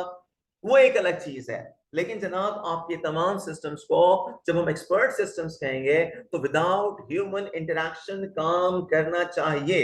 हम नहीं कर रहे, एक अलग चीज है। डॉक्टर्स हैं, डॉक्टर्स के साथ कनेक्टिविटी है। दूसरे एंड पे अब आपके टेली डॉक्टर्स, राइट, और सारी चीजें आपने, आप बहुत सारे ऐसे सिस्टम्स हैं, ऐसी चीजें बना दी गई हैं कि जैसे आप अमेजोन को जाके अपना ऑर्डर देते हैं, तो क्या समझते हैं, वहां पे अमेजोन पे कोई बंदा बैठा हुआ है जिसने हमारा ऑर्डर रिसीव किया, और उसने फिर उसके बाद दूसरे बंदे को कहा कि जी मैंने ये ट्रांजेक्शन कर दिया है, इसके पैसे आ गए, मैंने पैसे चेक कर लिए हैं, अब तुम जो है ना इसका माल भेज दो। जनाब ये इतना क्विक एक्सपर्ट सिस्टम्स काम कर रहे हैं without human interaction.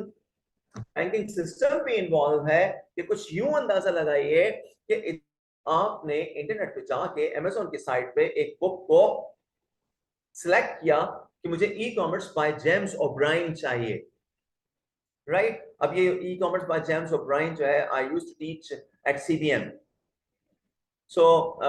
That's why मुझे एकदम से जहन में नाम आ गया कि e commerce by James O'Brien मुझे चाहिए, ठीक है।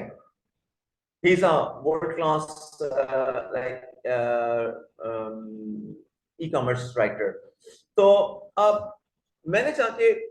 अमेजोन पे जाके मैंने e commerce by James O'Brien को क्लिक किया, वो शॉपिंग कार्ट में आ गई, मींस के जो शॉपिंग बास्केट जैसे एक तरह का वो जो होता है उसमें आ गई वो ऑटोमेटिकली उनके पास। वहां से फिर मुझे जो है वो मुझसे उन्होंने मेरा डेबिट कार्ड या क्रेडिट कार्ड नंबर पूछा, मैंने अपना debit card credit card number दिया, ठीक है। एक तो तरीका ये भी है, दूसरा ये भी है कि जी मैं जो कार्ड स्वैपिंग के डिवाइसेस आ गई हैं जो कि ई पॉज वगैरह होती हैं, electronic point of sales machines वगैरह, ई पॉज वगैरह, जो कि आप आजकल कार्ड को स्वैप करते हैं, आपके डेबिट कार्ड को, क्रेडिट कार्ड को वगैरह को, या जो आपने अक्सर पंप्स पे भी देखा होगा, राइट। तो ये जो आपने डिफरेंट जगहों पे जाके उसको जो आप क्लिक करते हैं या जो उसको स्वैप करते हैं, एक मिनट बताता हूँ। अच्छा, तो ये जो आपकी ट्रांजेक्शंस, आपके जो सेम टाइम आपने क्या किया, आपने वहां सेलेक्ट किया हुआ है, आपने अपना नंबर दिया, नंबर वहां से चेक हुआ, और नंबर चेक हुआ, और नंबर चेक होने के बाद सेम टाइम इधर आप बैठे हुए हैं अपने सिस्टम पे, उधर से अमेजोन का सिस्टम है, अमेजोन के सिस्टम से कनेक्ट हुआ, आपने जो नंबर डाला वो जिस बैंक का है उस सिस्टम से कनेक्ट हुआ, उस बैंक के सिस्टम से, वहां से उन्होंने चेक किया कि जी कार्ड नंबर जो यूज हुआ है, जो कार्ड ओनर जो चेक कर रहा है ये वही है, क्या ये पिन कोड सही है, क्या ये पासवर्ड सही है, क्या है, क्या बैंक के अंदर सफिशिएंट फंड्स अवेलेबल हैं, ये सारा कुछ वहां से चेक हुआ, राइट, और वहां से ओके हुआ, हाँ जी अवेलेबल है, वहां से सब कुछ ओके हुआ, जब ओके हुआ ट्रांजेक्शन ओके हुई, तो आपके आप यूबीएल से या एमसीबी से या स्टैंडर्ड चार्टर्ड से आपके पैसे ट्रांसफर हुए आपके अमेजोन के ट्रांजेक्शन पोर्टल पे, वहां चले गए पैसे, वहां से ओके हो गया अमेजोन पे कि जनाब ठीक है पैसे रिसीव हो गए हैं, और वहां से जैसे पैसे रिसीव हुए वहां से क्या हुआ, बुक जो है उठी, और उसकी सॉफ्ट वर्जन आपकी स्क्रीन पे डाउन आप पहुंच गया, और आपको पता चल गया कि जी आप उसको डाउनलोड कर लीजिए, आपके पास पहुंच गई है, राइट। अब ये सारा नैनो सेकंड टाइम पे विदाउट एनी ह्यूमन इंटरेक्शन ये सारा कुछ परफॉर्म हुआ। My dear students, this is basically because of the expert systems. Back and पे वो सारे सिस्टम्स लगे हुए हैं, ना ही बैंक के किसी बंदे को फोन करने की जरूरत पेश आई कि पैसे इसके हैं या नहीं है इसके बैंक अकाउंट में, क्या ये इसी बंदे का कार्ड है या नहीं है, ठीक है, ना ही जो है वहां का सप्लाई चेन जो अमेजोन का सिस्टम था उसको जरूरत पेश आई कि भाई ये जेम्स ओब्रायन की बुक मेरे पास है या नहीं है, ये कहां से लेनी है, किससे लेनी है, ठीक है, उन्होंने भी अब अमेजोन उन्होंने हर चीज अपने पास तो नहीं रखे होंगे, थर्ड पार्टी से भी किससे इंटरेक्शन किया हुआ होगा, जो बुक्स वाले होंगे, जो डिफरेंट चीजों वाले होंगे, जो थर्ड पार्टी से भी कनेक्टिविटी हुई होगी, जहां से जेम्स ओब्रायन की बुक आपकी फॉरेन से उनके पास आई, आपके पास पहुंच गई, डाउनलोड हो गई। So my dear students, back and पे विदाउट एनी ह्यूमन इंटरेक्शन ये एक्सपर्ट सिस्टम बड़ी महारत के साथ काम करते हैं, और जिसकी वजह से आपके पास डिफरेंट प्लगइन सॉफ्टवेयर्स, डिफरेंट आप जो ये मूवीज देख रहे होते हैं ऑनलाइन, ये सब चीजें आप जाके कोई ट्रांजेक्शन करते हैं, कुछ फ्री में होती हैं, कुछ आपकी पैसे खर्च करके होती हैं, तो आपकी सारी ट्रांजेक्शन भी हो जाती हैं, आपके बिल भी पेमेंट हो जाते हैं, सब कुछ हो जाता है, और आपके पास वो चीजें पहुंच भी जाती हैं, चाहे ई बेस पे पहुंचे, ऑनलाइन बेस पे पहुंचे, किसी सॉफ्ट फॉर्म में पहुंचे, या आपके पास वो चीजें किसी लाइक हार्ड फॉर्म में, फिजिकल फॉर्म में आप तक शिपमेंट की जाए। सो माय डियर स्टूडेंट्स, ये सारे expert systems without any human interaction काम करने चाहिए। वो एक अलग बात है कि हम उसके अंदर पाकिस्तानी जैसे एनवायरनमेंट के अंदर, थर्ड वर्ल्ड कंट्रीज के अंदर हम उसको उस तरह से प्रॉपरली एडवांटेज नहीं उठा पा रहे एक्सपर्ट सिस्टम का, ये नहीं कर रहे हैं, ये रिसोर्सेज नहीं है, ये उतनी अवेयरनेस नहीं है, ये नॉलेज नहीं है, that's a different thing, right, तो दैट्स अ डिफरेंट थिंग, लेकिन वो इट इज बेटर कि विदाउट ह्यूमन इंटरेक्शन होना चाहिए।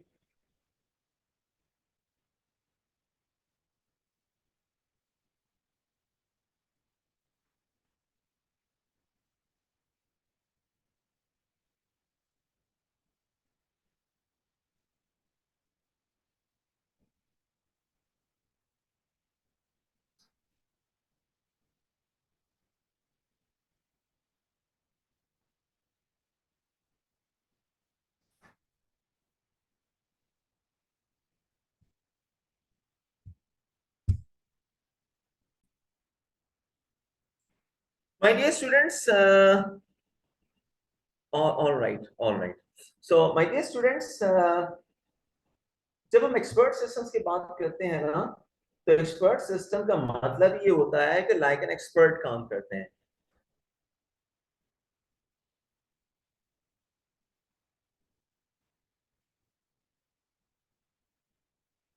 लाइक एन एक्सपर्ट सिस्टम काम करते हैं, ऑलराइट। तो अब एक्सपर्ट जैसे लाइक हमारी फील्ड के अंदर कोई मेडिकल एक्सपर्ट है, हमारी लाइफ के अंदर कोई लीगल कंसल्टेंट है, कोई टैक्स स्पेशलिस्ट है, आप लोग ऑडिट के स्पेशलाइज लोग होंगे, ऑडिट कंपनीज कराएंगे, ऑडिट की एक्सपर्टीज का इस्तेमाल करेंगे। तो जब कोई भी सिस्टम ऐसा बना दिया जाए कि वो ह्यूमन लेवल पे जाके टैक्स की डिसीजनिंग, लीगल मैटर्स की डिसीजनिंग, कोई कंस्ट्रक्शन के काम की डिसीजनिंग, कोई लाइक स्टील मिल में स्टील बनाने की जो प्रोसेस है वो, या मेडिकल डायग्नोसिस का प्रोसेस है वो, या कोई एडवाइजरी कॉन्सेप्ट है वो, कोई ई कॉमर्स का सिस्टम है लाइक अमेजोन वगैरह, लाइक ईबे वगैरह, वो उसको यानी लाइक अ ह्यूमन एक्सपर्ट के तौर पे वो मशीन काम करने लग जाए, वो कंप्यूटर काम करने लग जाए, देन हम उसे एक्सपर्ट सिस्टम कहते हैं, right? So these machine when come at the level of एक human like expert वो काम कर रहे हो, खुद ही डिसीजन मेकिंग कर रहे हो, खुद ही सारे काम कर रहे हो, चाहे वो मेडिकल डायग्नोसिस का हो, वो लीगल कंसल्टेंसी का हो, वो टैक्सेशन का हो, वो अकाउंटिंग का हो, वो ऑडिट का हो, वो एडवाइजरी का हो, वो ई कॉमर्स का हो, any walk of life whichever field you belong to, either marketing or finance or human resource or sales or IT or education या ऑनलाइन एजुकेशन, जब उसके अंदर उस लेवल का, उस मशीन का लेवल इस लेवल तक कर दिया जाए कि वो खुद अपनी डिसीजन मेकिंग कर सकती हो, खुद सारे काम कर सकती हो, लाइक अ ह्यूमन, जैसे ह्यूमन एक्सपर्ट्स काम कर रहे होते हैं उनको गुस्सा से करने लग जाए, उस लेवल पे तकरीबन पहुंच जाए या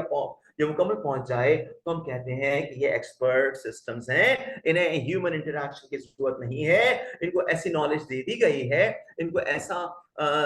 दिमाग या ऐसा आर्टिफिशियल इंटेलिजेंस, ऐसी प्रोग्रामिंग कर दी गई है कि now it can take, this machine can take decisions by itself. So उससे फिर हम ऐसी चीजों को हम एक्सपर्ट सिस्टम कहते हैं, ये खुद ब खुद अपनी डिसीजन मेकिंग कर रहे होते हैं। तो यहां पर हमें बार बार एक्सपर्ट की जरूरत नहीं पेश आती कि जी ह्यूमन को लेकर आइए वो काम करेगा।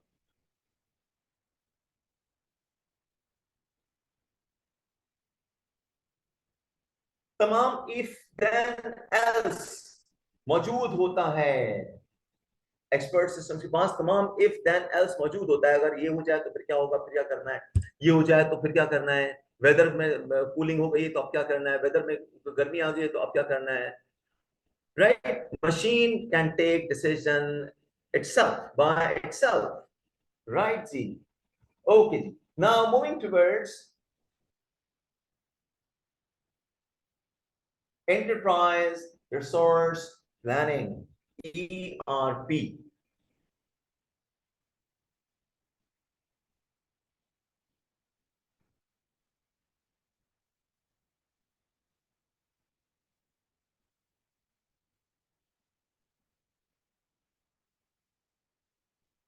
माय डियर स्टूडेंट्स, जब हम ईआरपी की बात करते हैं तो ईआरपी का मतलब होता है enterprise resource planning. Enterprise resource planning, enterprise का मतलब होता है पूरी ऑर्गेनाइजेशन, पूरा इदारा, यानी हम इसे यूं समझें कि एंटिटी भी कह सकते हैं, एंटिटी रिसोर्स प्लानिंग। एंटिटी कहें या एंटरप्राइज कहें, मींस पूरी कंप्लीट ऑर्गेनाइजेशन, यानी उसकी रिसोर्सेज की प्लानिंग कैसे की जाए, ऑर्गेनाइजेशन की, एंटिटी की, एंटरप्राइज की, कंपनी की, फर्म की पूरी जो रिसोर्सेज हैं उसकी प्लानिंग कैसे की जाए। उसमें ह्यूमन रिसोर्स भी है, फाइनेंशियल रिसोर्सेज भी है, मार्केटिंग रिसोर्सेज भी है, सेल्स रिसोर्सेज भी है, उसमें हर किस्म के रिसोर्सेज यूज हो रहे हैं माय डियर स्टूडेंट्स। सो हम उन रिसोर्सेज की प्लानिंग कैसे कर सकते हैं, ये ईआरपी के जरिए से हम जानते हैं, या ईआरपी इसके अंदर हमें हेल्पफुल होता है। सो कंपनीज या ऑर्गेनाइजेशन या एंटिटीज, इसको हम एंटरप्राइज भी कहते हैं, तो ये ओवरऑल आपस में इसके तमाम डिपार्टमेंट्स के तमाम शोबे, मार्केटिंग, फाइनेंस, एचआर, सेल्स, ये सब आपस में कनेक्ट होते हैं, इन ईआरपी के जरिए से आपस में कनेक्ट होते हैं। यानी इसमें जहां सेल्स वालों का डेटा है तो मार्केटिंग वालों का डेटा भी है, यहाँ पे एचआर वालों का डेटा है कि जनाब एचआर में कितने लोग काम कर रहे हैं, कौन कौन सी किसकी क्या जिम्मेदारियां हैं, किसका क्या डेजिग्नेशन है, और कब कब अपॉइंट हुआ है, किसी क्या सैलरी है मिसाल के तौर पे। इसी तरह से आपके कस्टमर्स का डेटा भी है, जनाब आपके पास कौन कौन से कस्टमर्स जो है वो फिटमेंट आते हैं, उनकी क्या क्या क्वारीज आती हैं, किस किस तरह के ऑर्डर्स आते हैं, और कौन से सीजन के अंदर किस तरह के हमारे पास ऑर्डर आते हैं, किस किस तरह की चीजें हमने लोगों को ऑफर करनी होती हैं। तो तमाम ओवरऑल जो आपका डेटा है ऑर्गेनाइजेशन का वो ईआरपी से कनेक्टेड होता है, यानी यूं कहिए कि कंपनी को पूरा ए टू जी तमाम डिपार्टमेंट्स को आपस में ईआरपी सिस्टम के जरिए, एंटरप्राइज रिसोर्स प्लानिंग के जरिए, एंटिटी रिसोर्स प्लानिंग के जरिए हमने आपस में कनेक्ट कर दिया, राइट हो?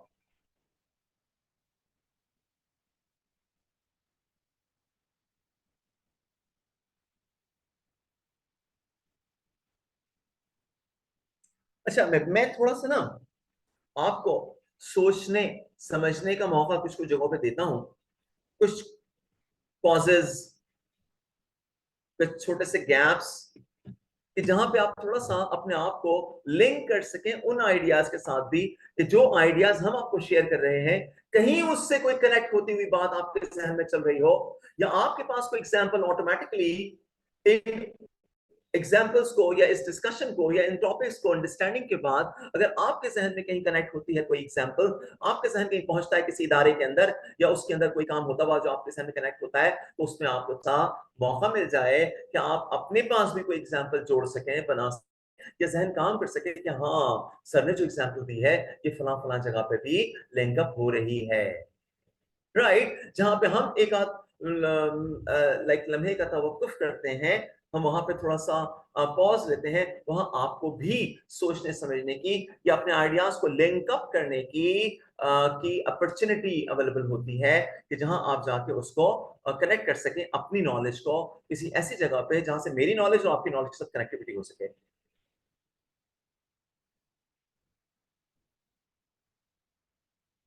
यस, यस, बिल्कुल सही। ऑडिट के अंदर, टैक्स के अंदर, या आपकी रिस्क मैनेजमेंट के अंदर, या हर जगह पे ये चीजें आपके काम आती हैं। You are right, right, right, exactly right, आपने कुछ ठीक लिखा है। अच्छा जी, माय डियर स्टूडेंट्स, यूं समझ लें कि आपके पास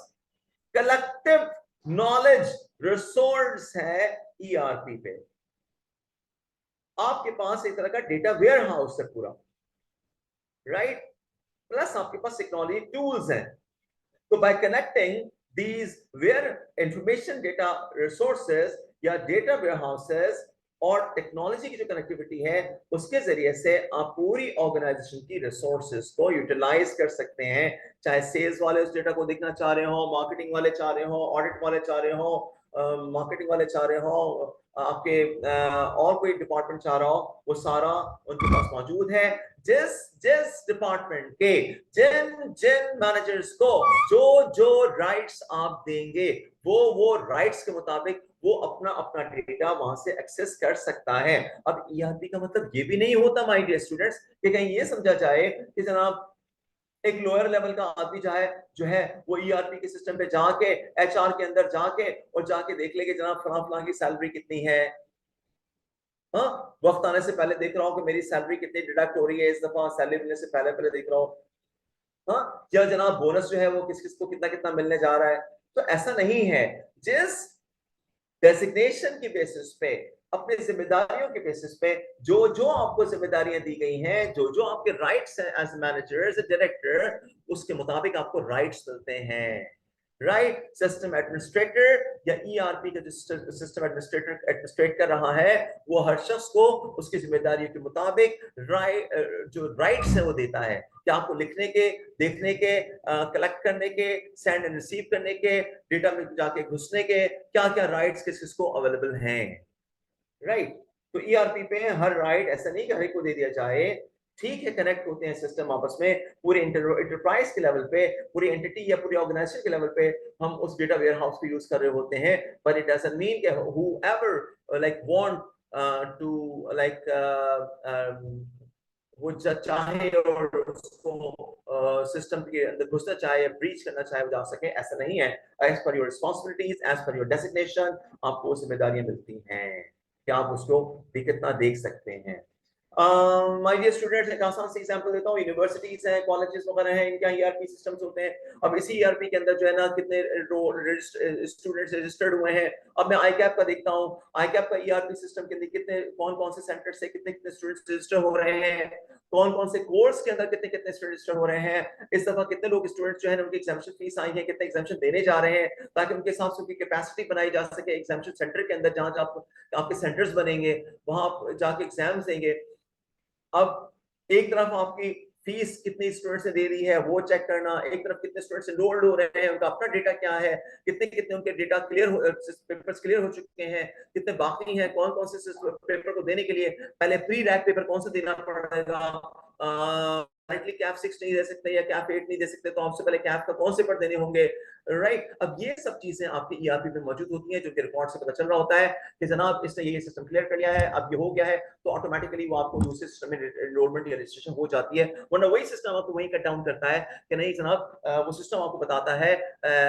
सिस्टम के अंदर ऐसी प्रोग्रामिंग हुई होती है उन ईआरपी के अंदर, तो वो आपको बता देता है कि जनाब इसके अंदर इसने ये कोर्स अभी नहीं किया हुआ, इसलिए इसमें रजिस्टर नहीं हो सकता, पहले इसको ये कोर्स करना होगा कैफ का, बेसिक कैफ 1 2 3 4 का, कैफ ए पार्ट का कोर्स करना होगा, तब जाके ही would be able to like take the course और एग्जामिनेशन में जा सकता है कैफ बी पार्ट के अंदर, जब उसने कैफ ए पार्ट का ये कोर्सेज कर लिए हों। अब ये तमाम जो रिस्ट्रिक्शंस हैं, लिमिटेशंस हैं, किसी ह्यूमन ने ह्यूमन लेवल पे दी हुई हैं इसको,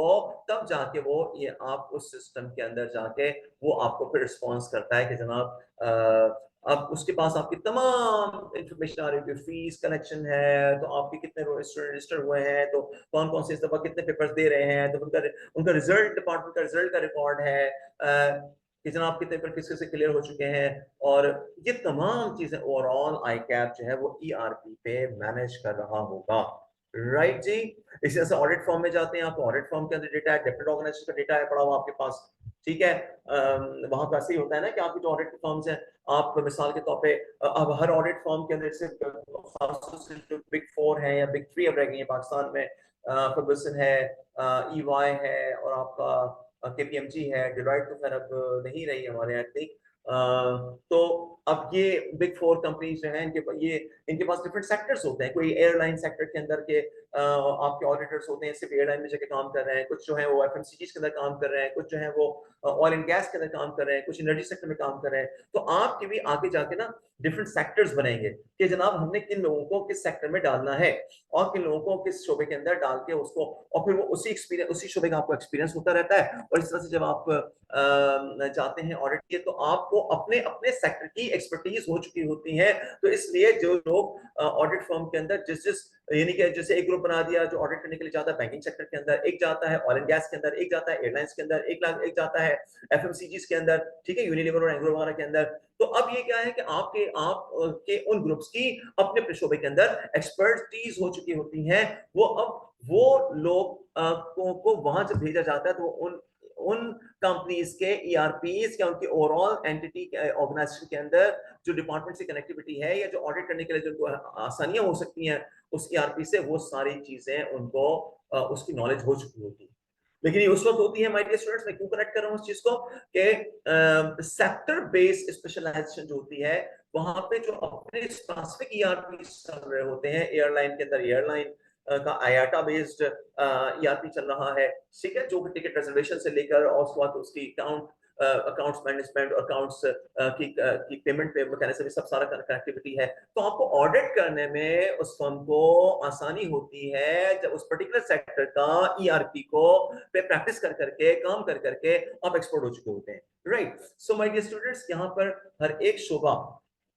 अब जो आ गया है वो किसी भी सेक्टर के अंदर तकरीबन वो लाइक ईआरपी कनेक्टेड है। मैंने आपको एजुकेशन की एग्जांपल दे दी, मैंने डिफरेंट एयरलाइन सेक्टर की तमाम की मैंने आपको एग्जांपल्स यहाँ पे देने की कोशिश की है।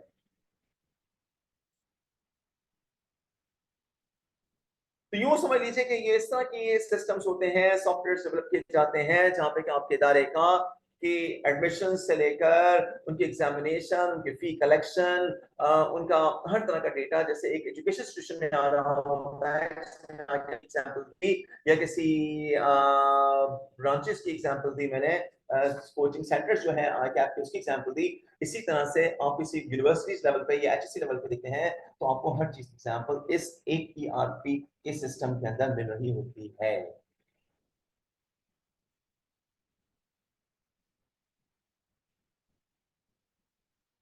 अच्छा माय डियर स्टूडेंट, सैप की अगर हम मजीद एग्जांपल लेना चाहें, तो आपके पास इसकी सॉरी ईआरपी की एग्जांपल्स लेना चाहें, तो हमारे पास ओरेकल फाइनेंशियल बेहतरीन किस्म का ईआरपी है, जो फाइनेंशियल की जो ये जस्ट यूं समझें कि एक रेडीमेड हमें ईआरपी बना बनाया मिल जाता है। आप अपनी ऑर्गेनाइजेशन के अंदर रिसीवेबल के काम, पेएबल के काम, बैंक्स जो करते हैं रिसीवेबल के काम, पेएबल के काम, तो पूरे पूरा आप कर्ज लोगों को दे रहे हैं, लोन्स दे रहे हैं बड़े लेवल पे, या लोन्स जो दिए हैं वो वापस आ रहे हैं, तो जो आप रिसीवेबल और पेएबल के सिस्टम को मैनेज करते हैं, अकाउंटिंग ट्रांजैक्शन को आप मैनेज करते हैं, आप कैश फ्लोज को आप मैनेज करते हैं, आप डेली की ट्रांजैक्शंस को आप मैनेज करते हैं, तो यहां पर आपको फाइनेंशियल ऑरेकल का जो फाइनेंशियल मॉड्यूल है ईआरपी का बेहतरीन एग्जांपल है, राइट?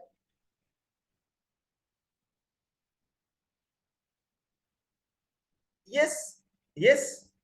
बिल्कुल सही। यानी वो तमाम जहां पे के कॉम्बिनेशन भी चल रहा हो कि बाकायदा मैट्रिक्स स्ट्रक्चर है ऑर्गेनाइजेशन का, वहां पे भी ये ईआर वहां पे ईआरपी ज्यादा इफेक्टिव हो सकते हैं, राइट?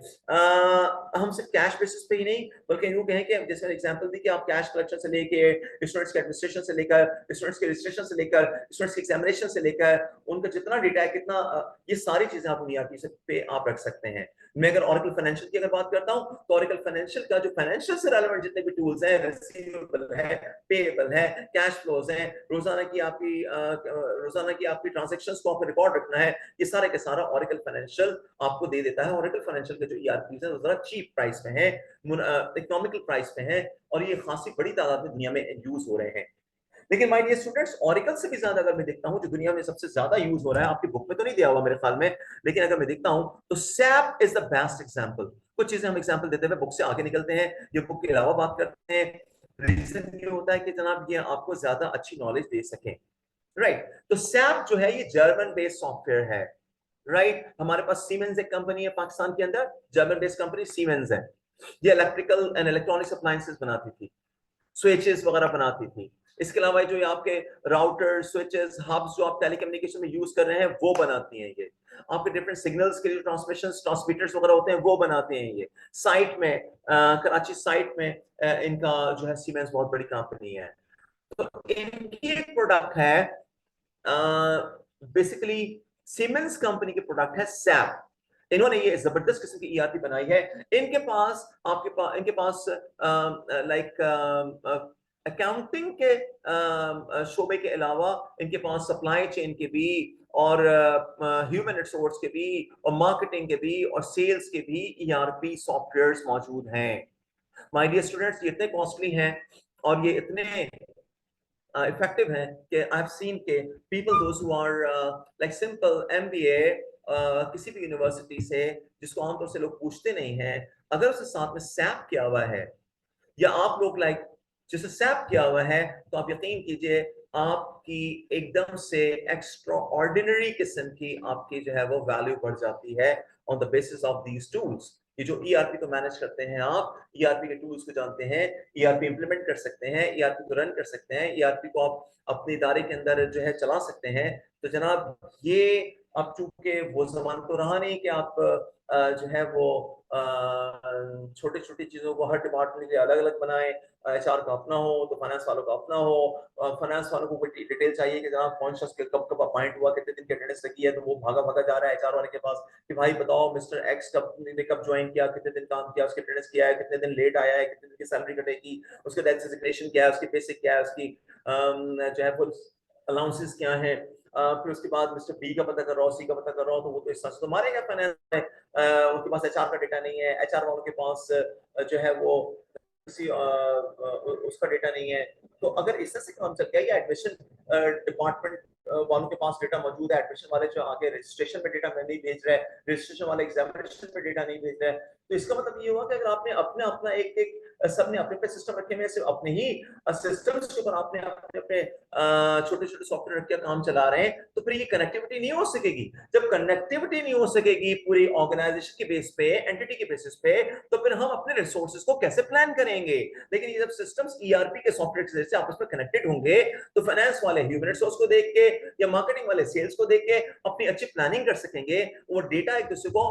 फैसिलिटेट कर सकेगा, और फौरन से हम उसके ऊपर अपनी स्ट्रेटेजिक लेवल की डिसीजन मेकिंग कर सकते हैं या शॉर्ट लेवल की डिसीजन मेकिंग कर सकते हैं कि हमारा डेटा, बिजनेस डेटा क्या बता रहा है, हमें किस किस एरिया में क्या क्या इन्वेस्टमेंट करनी है, क्या क्या प्रोडक्ट्स को पहुंचाना है, ये आपको इजीली इससे पॉसिबल हो सकता है। तो यूं समझ लीजिए कि ईआरपी जो है कुछ इस तरह के सॉफ्टवेयर्स हैं जो कि किसी भी ऑर्गेनाइजेशन के कामों को आपस में कनेक्ट करके तमाम डिपार्टमेंट्स को आपके कामों को आसान कर देते हैं, और आपके तमाम डिपार्टमेंट्स की एक दूसरे के डेटा पर रसाई हो सकती है with the permission, with the rights, जो कि राइट्स आपको दिए गए हैं। ऑलराइट।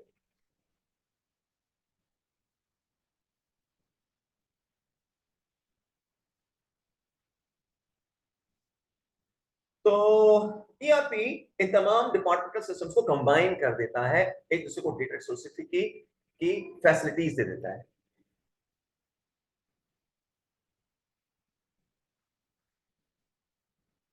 हमारे स्टूडेंट्स, ऑर्गेनाइजेशन में जाने के बाद सबसे ज्यादा जो आपको चीजें मिलेंगी वो ईआरपी बेस्ड होंगी। आपको ईआरपी बेस्ड सिस्टम्स पे अपने अकाउंटिंग्स को करना होगा, अपने ट्रांजेक्शन को करना होगा, सबसे ज्यादा आपको इसे करना होगा।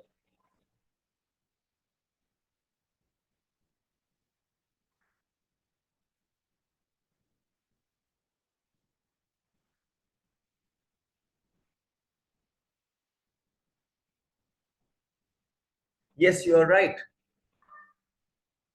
You are right, exactly right, कि हर शख्स जिसके पास जो राइट्स हैं वो इस ईआरपी के बेसिस पे इन सारे डिपार्टमेंट्स का एक bigger and broader picture represent करता है ईआरपी। और अनलाइक एक इंडिविजुअल सिस्टम हो जिसे हम स्टैंड अलोन सिस्टम कहते हैं, आप अपने अपने सिस्टम पे अपना अपना काम कर रहे हो, बल्कि आप ब्रॉडर लेवल पे सारे डिपार्टमेंट्स को कनेक्ट करके बिगर लेवल पे आप एक दूसरे के डेटा को शेयर कर सकते हो, सेंड एंड रिसीव कर सकते हो, और उसके बेसिस पे ब्रॉडर पिक्चर के ऊपर अपनी डिसीजन मेकिंग कर सकते हो। बिल्कुल ठीक कहा, exactly right, you have understood 100%, this is 100% right. Okay, that's great, wonderful, righty, okay।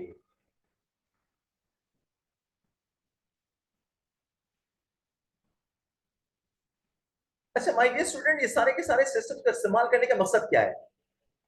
एक बेहतर डिसीजन मेकिंग, राइट। ये जो सारे टूल्स हमने इस्तेमाल कर लिए, हमने ऑरेकल फाइनेंशियल किया, हमने सैप किया, हमने ये सॉफ्टवेयर्स बनाया, हमने ये एमआईएस बनाया, ट्रांजिशन प्रोसेस सिस्टम बनाया, एमआईएस बनाया, बिजनेस बोर्ड सिस्टम बनाया, हमने ईआरपीस बनाया, क्यों? बेहतर डिसीजन मेकिंग के लिए। और आजकल के दौर के अंदर हर लेवल पे, टैक्टिकल लेवल पे, ऑपरेशन लेवल पे, ऑपरेशन लेवल पे बेसिकली, उसके बाद टेक्निकल लेवल पे, दरमियानी लेवल पे, और टॉप पे ऑपरेशन आपकी जो स्ट्रेटेजिक लेवल है उस पे डिसीजन मेकिंग ही बेसिकली इंपॉर्टेंट रोल प्ले करती है किसी भी ऑर्गेनाइजेशन की सर्वाइवल के लिए या उसकी तरक्की के लिए। माय डियर स्टूडेंट्स, जो नॉर्मल हम सॉफ्टवेयर बनाते हैं ऑर्गेनाइजेशंस के अंदर, वो आपका जनरल पर्पस टूल्स होते हैं, किसी पर्टिकुलर काम को करने के लिए होते हैं। लेकिन जो ईआरपीस होते हैं, इसके अंदर ये स्पेसिफिक पर्पस होते हैं कि मैंने फाइनेंस के अंदर किस तरह का काम करना है, मैंने ह्यूमन रिसोर्स में किस तरह का काम करना है, मैंने मार्केटिंग में किस तरह का काम करना है। तो उनके अंदर वो फीचर्स दे दिए जाते हैं कि हर एक डिपार्टमेंट अपने अपने लिहाज से उन चीजों को अपने वर्क को प्रॉपरली परफॉर्म कर सके। और बॉस जो है इस ईआरपी के जरिए से टॉप पे बैठ के इन तमाम इस ईआरपी के जरिए से तमाम डिपार्टमेंट को ही कीप्स एन आई, इस ईआरपी के जरिए से कि मार्केटिंग में क्या हो रहा है, फाइनेंस में क्या हो रहा है, एचआर में क्या हो रहा है, सेल्स में क्या हो रहा है, या मालिक घर में बैठ के देख रहा है कि जनाब आज कितने बच्चों का एडमिशन हुआ है किसी उसके यूनिवर्सिटी या एजुकेशन इंस्टीट्यूट के अंदर, कितने लोगों की फीसेस आ गई हैं, कितने लोग की रजिस्ट्रेशन एग्जामिनेशन के लिए है। ये तमाम चीजें वो एक पिक्चर के अंदर ब्रॉडर लेवल पे अपने डैशबोर्ड पे अपनी मशीन पे बैठ के देख रहा है, राइट।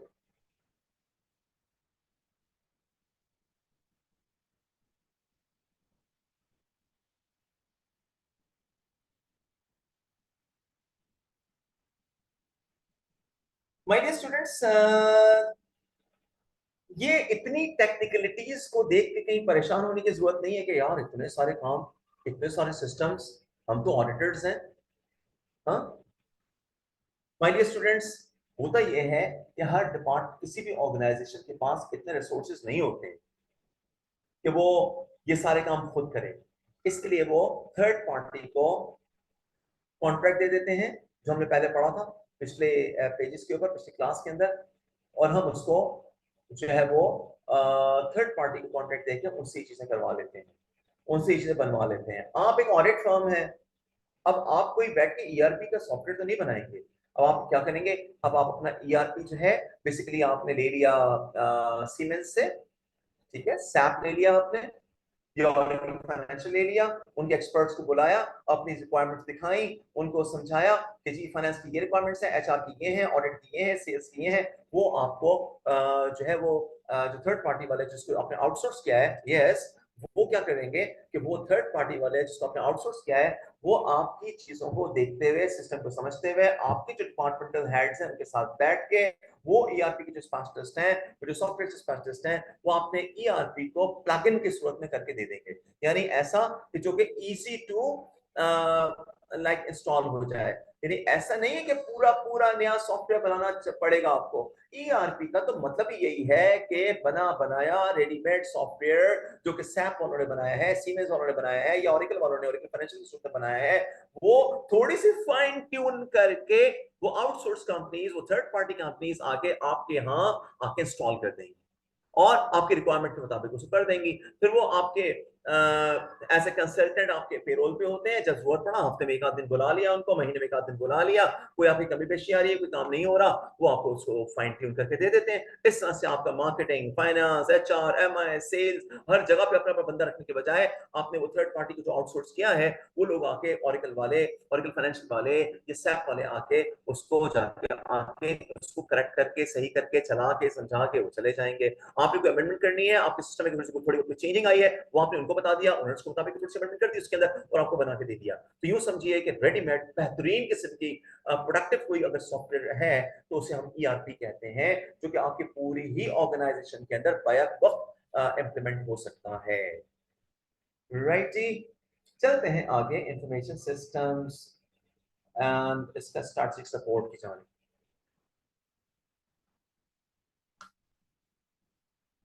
भाई स्टूडेंट थोड़ा सा टेक्निकल है, इससे थोड़ा सा डिटेल में जा रहा हूँ और थोड़ा सा टाइम ले रहा हूँ। ऐसा भी हो सकता है कि, और हमारे पास टाइम काफी है, यू डोंट वरी। हम इसको, ऐसा भी हो सकता है कि एक एक चैप्टर को एक एक क्लास के अंदर खींच दिया जाए, लेकिन एक तायराना नजर में, एक बर्ड व्यू में, राइट, एक बर्ड व्यू में अगर हम देखते हैं, एक ताराना नजर में हम देखते हैं, एक हम जिसे कहते हैं ना क्विक रिव्यू के फॉर्म में, वो एक डिफरेंट चीज होती है। Like when we dig something, लेकिन जब किसी चीज को हम डिग आउट करें प्रॉपर्ली, तो फिर वो एक होती है। यानी एक एक चीज की गहराई में जाएं, कि अगर एग्जाम में किसी भी तरह से कॉन्सेप्चुअल क्वेश्चन बन जाए, तो यू मस्ट हैव नॉलेज कि आप तब उसके अंदर डिफरेंशिएट कर सकें कि यार एक सैप यानी एक ईआरपी के अंदर एक आम सॉफ्टवेयर में फर्क क्या है। ईआरपी एक पूरी की पूरी इंटरप्राइज को लेकर चल रही होती है, इसका नाम ही यही है ईआरपी, इंटरप्राइज रिसोर्स प्लानिंग या एंटिटी रिसोर्स प्लानिंग या ऑर्गेनाइजेशन के रिसोर्स की प्लानिंग, उसे और ऑर्गेनाइजेशन रिसोर्सेज के अंदर फाइनेंशियल रिसोर्सेज भी हैं, मार्केटिंग रिसोर्सेज भी हैं, एचआर के रिसोर्सेज भी हैं, मटेरियल रिसोर्सेज भी हैं, उन सबको आप देख के डिसीजन मेकिंग कर रहे होते हैं। जबकि उसके मुकाबले में आप अगर कोई स्टैंड अलोन सिस्टम लेके बैठे हुए हैं, एचआर वाले अपना लेके बैठे हुए, मार्केटिंग वाले अपना लेके बैठे हुए, ऑडिट वाले अपना लेके बैठे हुए, सेल्स वाले अपना लेके बैठे हुए, किसी का कुछ नहीं पता कि कौन कितना प्रोडक्टिविटी कर रहा है। मालिक बेचारा परेशान है कि एचआर का डेटा कुछ और आ रहा है, सेल्स का कुछ और आ रहा है, ऑडिट का कुछ और आ रहा है। तो इन सब को दूर करने के लिए, इन सब के बग्स को दूर करने के लिए, कवर अप करने के लिए, इनको इनको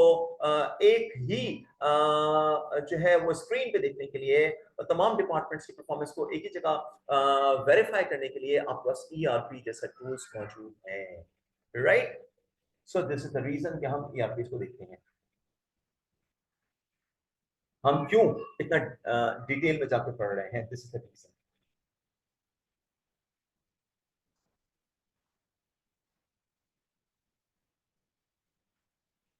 now my dear students, information systems, IS इसे कहते हैं। आईएस की स्ट्रैटेजिक सपोर्ट को देखते हैं, इंफॉर्मेशन सिस्टम्स की स्ट्रैटेजिक सपोर्ट।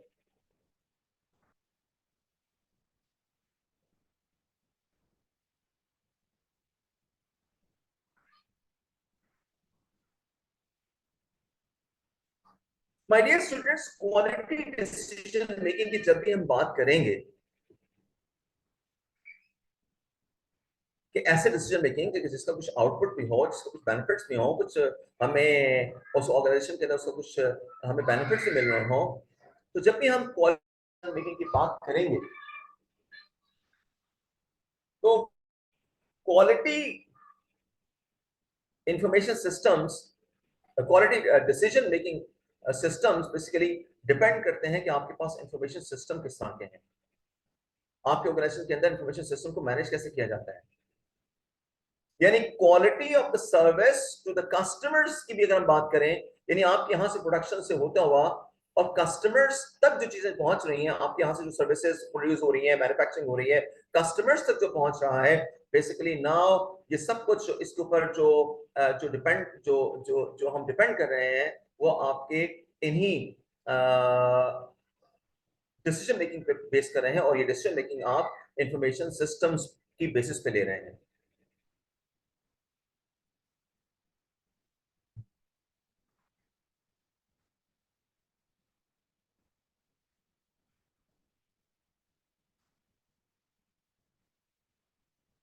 कोई भी जो ऑर्गेनाइजेशन है उसे इंश्योर करना है आजकल के दौर के अंदर कि उसके इंफॉर्मेशन सिस्टम्स जो हैं वो उसकी प्रोडक्टिविटी के मुताबिक हैं, उसकी ऑर्गेनाइजेशन की नीड्स के मुताबिक हैं, राइट। वो जिसकी स्ट्रेटजीज चाहे शॉर्ट टर्म है चाहे लॉन्ग टर्म है वो उसके मुताबिक है। हमारे सिस्टम्स किसी और हिसाब से डिजाइन हुए हो, हमारी प्रोडक्शन की जो रिक्वायरमेंट्स है वो कुछ और हो, हमारे काम के करने वाले लोग उसको ना समझते हो, वो मैनुअल चीजों के आदी हैं और वो प्रॉपर्ली सिस्टम्स को पे काम करने के आदी नहीं है या प्रॉपर्ली इसको मैनेज नहीं कर पा रहे हैं, तो ये सब चीजें अलग अलग हो गई। आप अपने इंफॉर्मेशन सिस्टम्स को प्रॉपर्ली यूटिलाइज नहीं कर सकेंगे। सो माय डियर स्टूडेंट्स, इन ऑर्गेनाइजेशंस के अंदर इन इंफॉर्मेशन सिस्टम्स को इंप्लीमेंट करने से पहले यह जरूरी है कि आपके पास वो टीम भी मौजूद हो जो उनको उसका यूटिलाइजेशन भी सिखा सके या बता सके। किसी भी ऑर्गेनाइजेशन के पास अगर उसके रिसोर्सेज, चाहे उसके वो आईएस रिसोर्सेज या उसके ह्यूमन रिसोर्सेज इनएडिक्वेट हैं या उससे वो नाबलद हैं, इससे वो जानते नहीं है, वो नॉलेज उसके पास नहीं है कि how to utilize this systems, so ultimately वो टेक्नोलॉजी भी उनके लिए कारआमद साबित नहीं होगी। खर्चा तो कर रहे हैं मालिक, राइट, खर्चा तो कर रहे हैं मालिक, and people those who have not the proper knowledge or to utilize those systems वो नहीं है। आए दिन आईटी टीम के अंदर लोग चेंजिंग देख रहे होते हैं कि जनाब आईटी हेड को फारिग कर दिया गया है, आईटी मैनेजर फारिग कर दिया, नया लेकर आ गए हैं, right. So my dear students, yes you are right कि people have definitely depth, like knowledge का depth उनके पास in every context, यानी कि उनकी इंटेलिजेंस है, उनका इंटेलिजेंस लेवल है, उस कंपनी की जो कंपनी की वर्किंग नॉलेज है, राइट, जिस शोबे में वो काम कर रहा है उस पर्टिकुलर शोबे की नॉलेज है, कस्टमर्स का नो हाउ कि कस्टमर्स को सिस्टम को यूज कैसे करना है, आपके एम्प्लॉयज को कैसे यूज करना है, कुछ आपको उसके अपने कस्टमर्स के बारे में डेमोग्राफिक फैक्टर्स होते हैं उनको स्टडी करना होता है, आपको उनकी चॉइसेस को देखना होता है। अब Amazon वैसे ही अपने सिस्टम को बना के दे दे, नो, Amazon को प्रॉपर्ली अपने कस्टमर्स की डेमोग्राफिक स्टडी करनी होगी कि किस रीजन के अंदर किस तरह के ऑर्डर्स आते हैं, कहां पे क्या चीज इंट्रोड्यूस करनी है जो चलेगी। एक ऐसी चीज जो रशिया जैसे या किसी स्कैंडिनेवियन कंट्रीज के अंदर, किसी इंतहाई ठंडे ममालिक के अंदर जो चीजें यूज हो रही हैं, लाजमी नहीं है कि वही हमारे मुल्क की भी रिक्वायरमेंट हो। हमारे शॉपिंग पैटर्न्स डिफरेंट हैं, हमारे बाइंग पैटर्न्स डिफरेंट हैं। सो माय डियर स्टूडेंट्स, किसी भी कंपनी को, किसी ऑर्गेनाइजेशन को अपने इंफॉर्मेशन सिस्टम्स बनाने से पहले, उसको उसको नॉलेज देने से पहले, उसके सिस्टम डिजाइन करने से पहले, या जो ईआरपी डिजाइन कर रहे हैं उससे पहले अपने यहाँ की भी नो हाउ होनी चाहिए कि जनाब आपके यहाँ लोगों का जो है वो लाइक इंटेलिजेंस लेवल क्या है, उनकी साइंटिफिक मशीन्स को यूज करने की, उनको उनको मशीन्स यूज करने की सलाहियत क्या है, उनको ऑर्डर देने की सलाहियत क्या है, उनके यहाँ जरूरत किन चीजों की है, राइट। एक जमाना था हमारे यहाँ एटीएम इंट्रोड्यूस हुआ आज से 12-15 साल पहले, तो एटीएम क्या सोच सकते थे कि उसको कैसे डिजाइन किया जाए कि उसको अनपढ़ आदमी भी यूज कर ले, जो कि शुरू शुरू में बहुत मुसीबत होती थी, बड़े प्रॉब्लम होते थे कई लोगों को, लेकिन अब उसको कितना यूजर फ्रेंडली GUI बेस्ड कर दिया गया है, ग्राफिकल यूजर इंटरफेस बेस्ड कर दिया गया है कि लाइक सेल फोन, जैसे आप उसकी कोई भी चीज को यूटिलाइज करना चाहते हैं तो आप उसको आसानी से कर लेते हैं। सिमिलरली आप उसको अब अपनी GUI बेस्ड स्क्रीन को आप इजीली क्लिक करते हैं, क्लिक बेस पे अपने तमाम कंडीशंस देते हैं उसको और अपने ट्रांजेक्शन कर लेते हैं, अपने पैसे आप विड्रॉ कर लेते हैं। Even illiterate people can do this. So my dear students, now ये जो आपके बैकएंड पे, इवन ERP के भी बैकएंड पे जो मशीन्स लगी हुई हैं, जो आपने उनको मेन फ्रेम के साथ कनेक्ट कर दिया, सुपर कंप्यूटर के साथ कनेक्ट कर दिया, ये जो आपके अमेजोन है, ये जो आपके eBay वगैरह है, तो माय डियर स्टूडेंट्स, ये इस तरह के ERPs बने हुए हैं कि ये कस्टमर के बिहेवियर को प्रोटेक्ट कर सकते हैं, उसके मुताबिक इन्वेंट्री को मैनेज कैसे करना है वो कर सकते हैं, प्रोडक्ट डिजाइन किस तरह से हो, लोग किस तरह की चीजें चाह रहे हैं, लोगों को किस तरह की रिक्वायरमेंट्स बढ़ रही हैं, आपके कॉम्पिटिटर्स के पास कौन कौन से प्रोडक्ट्स हैं, उसके मुताबिक आपने अपने प्रोडक्ट्स को किस तरीके से अपने कस्टमर्स के सामने लेकर आना है, आपके पास क्या क्या कैपेबिलिटीज मौजूद हैं इन हाउस, उसको आप यूज कर सकते हैं, कितनी चीजों को आपने थर्ड पार्टी से यानी आउटसोर्स करना है, वहां से लेकर आना है, चाहे वो मेडिकल की चीजें हैं, चाहे वो इंजीनियरिंग की चीजें हैं, चाहे वो बुक्स की हैं, किस चीज का ऑर्डर आपके पास आ रहा है, कहां से कौन सी चीज अरेंज होगी, बैक एंड पे अमेजोन, बैक एंड पे eBay, ये सारे तमाम जो सिस्टम्स हैं वो परफॉर्म कर रहे हैं। बेसिकली उनके पीछे इंफॉर्मेशन सिस्टम्स लगे हुए हैं, ये स्ट्रेटेजिकली सपोर्ट कर रहे हैं आपके बिजनेस ट्रांजैक्शन को माय डियर्स, राइट, ये स्ट्रेटेजिकली सपोर्ट कर रहे हैं आपके पीछे। ये अमेजोन वगैरह without super computers, without main frame computers ये रन नहीं कर सकते। आजकल की बैंकिंग मेन फ्रेम के बगैर नहीं चल रही है, मेन फ्रेम बड़े लेवल के कंप्यूटर्स के बगैर। तो आप अमेजोन जैसी चीजें, फेसबुक जैसी चीजें, गूगल जैसी चीजें जो आप यूज कर रहे हैं, और मिलियंस ऑफ हिट्स एक वक्त में गूगल पे हो रही हैं, गूगल के पेज पे हो रही हैं, अमेजोन पे हो रही हैं, या और इस तरह के फेसबुक पे हो रही हैं, या आपके व्हाट्सएप पे हो रही हैं, तो कैसे मैनेज करेंगे ये सब? पीछे इंफॉर्मेशन सिस्टम मौजूद है, और हम अपने सिस्टम्स को इस तरह से डिजाइन करते हैं कि वो स्ट्रेटेजिकली लाइक न सिर्फ ये कि अभी के लिए, बल्कि आइंदा कितने अरसे तक जितनी उसकी मजीद कैपेबिलिटी बढ़ती जाएगी, हमें अपनी रिक्वायरमेंट के मुताबिक उसके अंदर इतना रखते हैं कि वो आने वाले कुछ अरसे के लिए भी वो सपोर्टिव रहे, या वक्त के साथ साथ हम उसमें अमेंडमेंट कर सकें या अपग्रेड कर सकें उनको।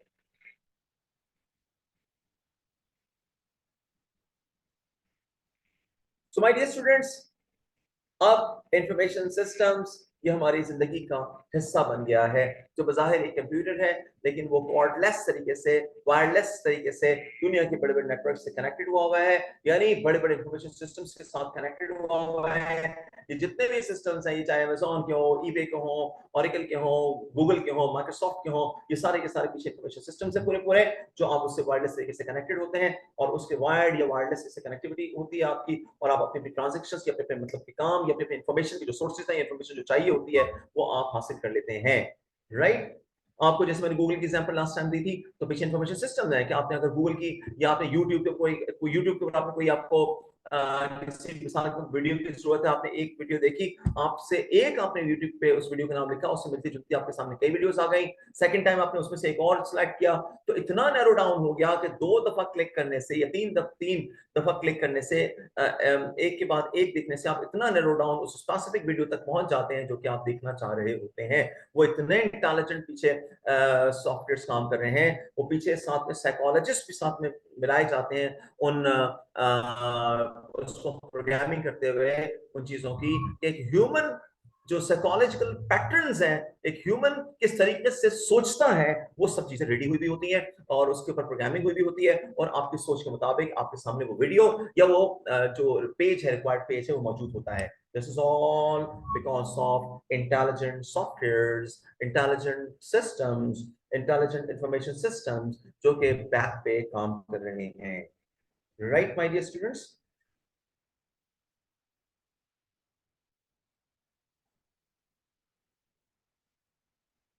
और माय डियर स्टूडेंट्स, हम इसको इस वक्त यूं कहें कि फॉर ग्रांटेड ले रहे हैं, जो मिल रहा है फ्री में मिल रहा है ना, ग्रांटेड फॉर ग्रांटेड ले रहे हैं।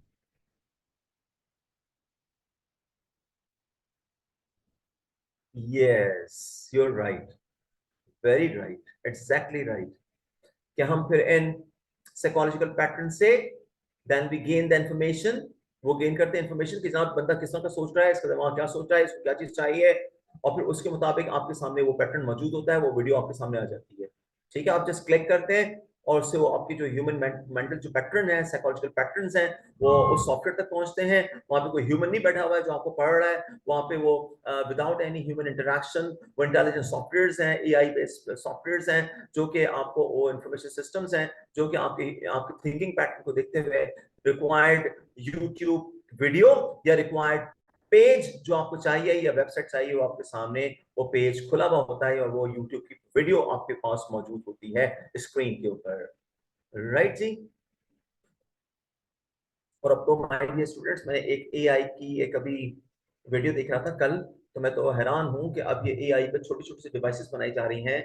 जैसे आपके आईपॉड्स वगैरह हैं जो आपके कानों में लगे हुए, इस तरह की एआई कंट्रोल्ड डिवाइसेस बनाई जा रही हैं जिसमें आप अपने हाथ के ऊपर स्क्रीन बना के चीजें देख सकते हैं, कान में पॉड्स लगे हुए हैं, और वो पूरी पूरी डिवाइसेस हैं जो एआई कंट्रोल्ड है, उसके वजह से आप तमाम कम्युनिकेशन कर रहे हैं, डेटा ट्रांसफर कर रहे हैं, सेंड रिसीव कर रहे हैं। सो दुनिया बहुत तेजी से चेंज हो रही है। लेट्स सी कि कहाँ तक पहुंचते हैं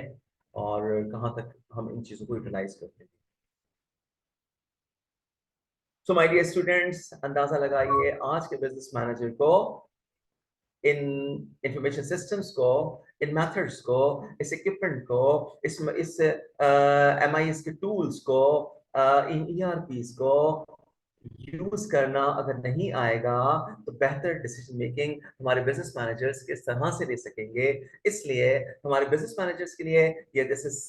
इंटायरली लाइक इसके लिए बहुत लाइक उनके लिए इम्पोर्टेंट है कि वो उनके पास की तमाम चीजें हो। सिर्फ यही नहीं होता बिजनेसमैन के लिए, एक मैनेजर के लिए, बिजनेस मैनेजर के लिए कि जनाब वो कॉस्ट बेनिफिट एनालिसिस कर रहा हो बैठ के,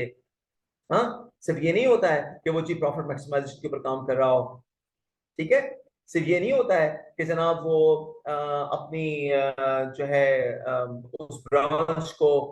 ऊपर ले जाने की बात कर रहा हो। माय डियर स्टूडेंट्स, इस वक्त आपका डेटा, आपका इंफॉर्मेशन सिस्टम्स इतना अहम हो गया है कि इनको समझा जाए कि विदाउट दिस आपके पास आपके आप बेहतर अंदाज में अपने ऑर्गेनाइजेशंस को रन नहीं कर सकते हैं। राइट, सो इसलिए इसको समझना इंतहाई जरूरी है। और जब मैं डेटा की बात करता हूं तो हम पहले पढ़ चुके हैं, हमने डेटा के ऊपर बात की थी। वहां बस डेटा बैंक्स हैं, डेटा वेयर हाउसेज हैं जहां डेटा मौजूद है बड़े पैमाने पे। अभी जो जितने, जैसे मिसाल के तौर पे हम अगर अमेजोन पे ऑर्डर प्लेस कर रहे हैं तो ये डेटा अमेजोन के लिए इंतहाई अहम है कि कौन सी दुनिया के कौन से मुल्क से, किस शख्स ने, किस आईपी से, किस मौसम में, किस डेट को कौन सा ऑर्डर प्लेस किया था, ताकि फिर बाद में नेक्स्ट टाइम आपके पास आपने वंस ऑर्डर प्लेस किया है और आपके पास फिर मुसलसल मेल्स आती रहती हैं या आपके पास डिफरेंट सोशल नेटवर्किंग साइट से आपके पास मैसेजेस आते रहते हैं कि ये प्रोडक्ट अब आ गई है, इसका नया वर्जन आ गया है, would you like to download, would you like to buy, उसकी ये प्राइस है, ये सब चीजें। कैसे हुआ? एक ही दफा तो गए थे आप उनकी कहीं साइट पे विजिट करने के लिए, शायद आपने बाय किया भी या नहीं भी किया, लेकिन उनके पास आपका डेटा चला गया। तो दुनिया भर के जितने भी अरबों खरबों लोग हैं, इनका डेटा बहुत इंपॉर्टेंट है। उन इदारों के लिए स्पेशली जो बैंक्स हैं, उन इदारों के लिए जो ई कॉमर्स साइट्स हैं, उन इदारों के लिए जो कि अपने बिजनेस के राइवलरीज हैं, राइट, तो उनके लिए बहुत जरूरी है। तो अब ये डेटा इन इंफॉर्मेशन सिस्टम्स के जरिए से यूज किया जा रहा है, और ये जो रिट्रीवल और कलेक्शन और ये सेंडिंग और रिसीविंग ऑफ द डेटा है, ये बेसिकली बिजनेस कॉन्टेक्स्ट के अंदर है। आप भी अगर किसी प्रोडक्ट को लॉन्च करते हैं ना, तो आप छोटे से लेवल पे छोटी छोटी ऑर्गेनाइजेशंस यूफोन वालों से, जैज वालों से, मोबिलिंग वालों से नंबर्स मांग रहे होते हैं, खरीद रहे होते हैं, काइंडली मुझे नंबर्स दीजिए कराची शहर के जिनको मैं ये काम कर सकूं। या आप अपना एड बना के दे देते हैं उनको, वो खुद अपनी मार्केटिंग टीम के जरिए से आपके उस मैसेज को ट्रांसफर कर रहे होते हैं कराची की सतह के लोगों के लिए। राइट, अब तो मैंने ये तो ओवरऑल जर्नलिस्टिक एग्जांपल दे दी है, लेकिन ये इंफॉर्मेशन सिस्टम के जरिए से आप स्पेसिफिकली उन लोगों तक, उन लोगों का डेटा जो कि आपके कॉम्पिटिटर्स हैं, राइट, आपके बिजनेस राइवलरीज हैं, आप जो है वो एफएमसीजीज में मिसाल के तौर पे आप यूज करते हैं यूनिलीवर के प्रोडक्ट्स। अब एंग्रो वाले हैं, उन्होंने क्या किया कि उन्होंने अपने जरूरत के तहत अपने रिसोर्सेज के जरिए से उन्होंने वो डेटा हासिल कर लिया कि जनाब कौन कौन से लोग हैं जो कि यूनिलीवर को आए दिन ऑर्डर देते रहते हैं और कौन कौन सी प्रोडक्ट्स देते हैं। अब उनका डेटा ले लिया, अब उनके पास वो डेटा आ गया जो यूनिलीवर के कस्टमर के जो कस्टमर्स हैं, रेगुलर कस्टमर्स हैं या इवन पर्सपेक्टिव कस्टमर्स हैं जो कि लेना चाहते हैं लेकिन लिया नहीं है, वो डेटा किसी तरह से पहुंच गया एंग्रो वालों के पास। एंग्रो वालों ने उनको मेल करने शुरू कर दी, इनके फोन नंबर से मैसेज करने शुरू कर दिए, उसकी कीमत जिस लेवल पे यूनिलीवर दे रहा है उससे कम करके बताने शुरू कर दी, मॉडल उससे अच्छा देना शुरू कर दिया। अब ये क्या हुआ, बिजनेस राइवलरीज जो है उन्होंने इस इन टेक्निक्स के जरिए से by using these information systems अपने बिजनेस के वॉल्यूम को बढ़ाना शुरू कर दिया। सो माय डियर स्टूडेंट्स, ये डेटा कितना इंपॉर्टेंट है।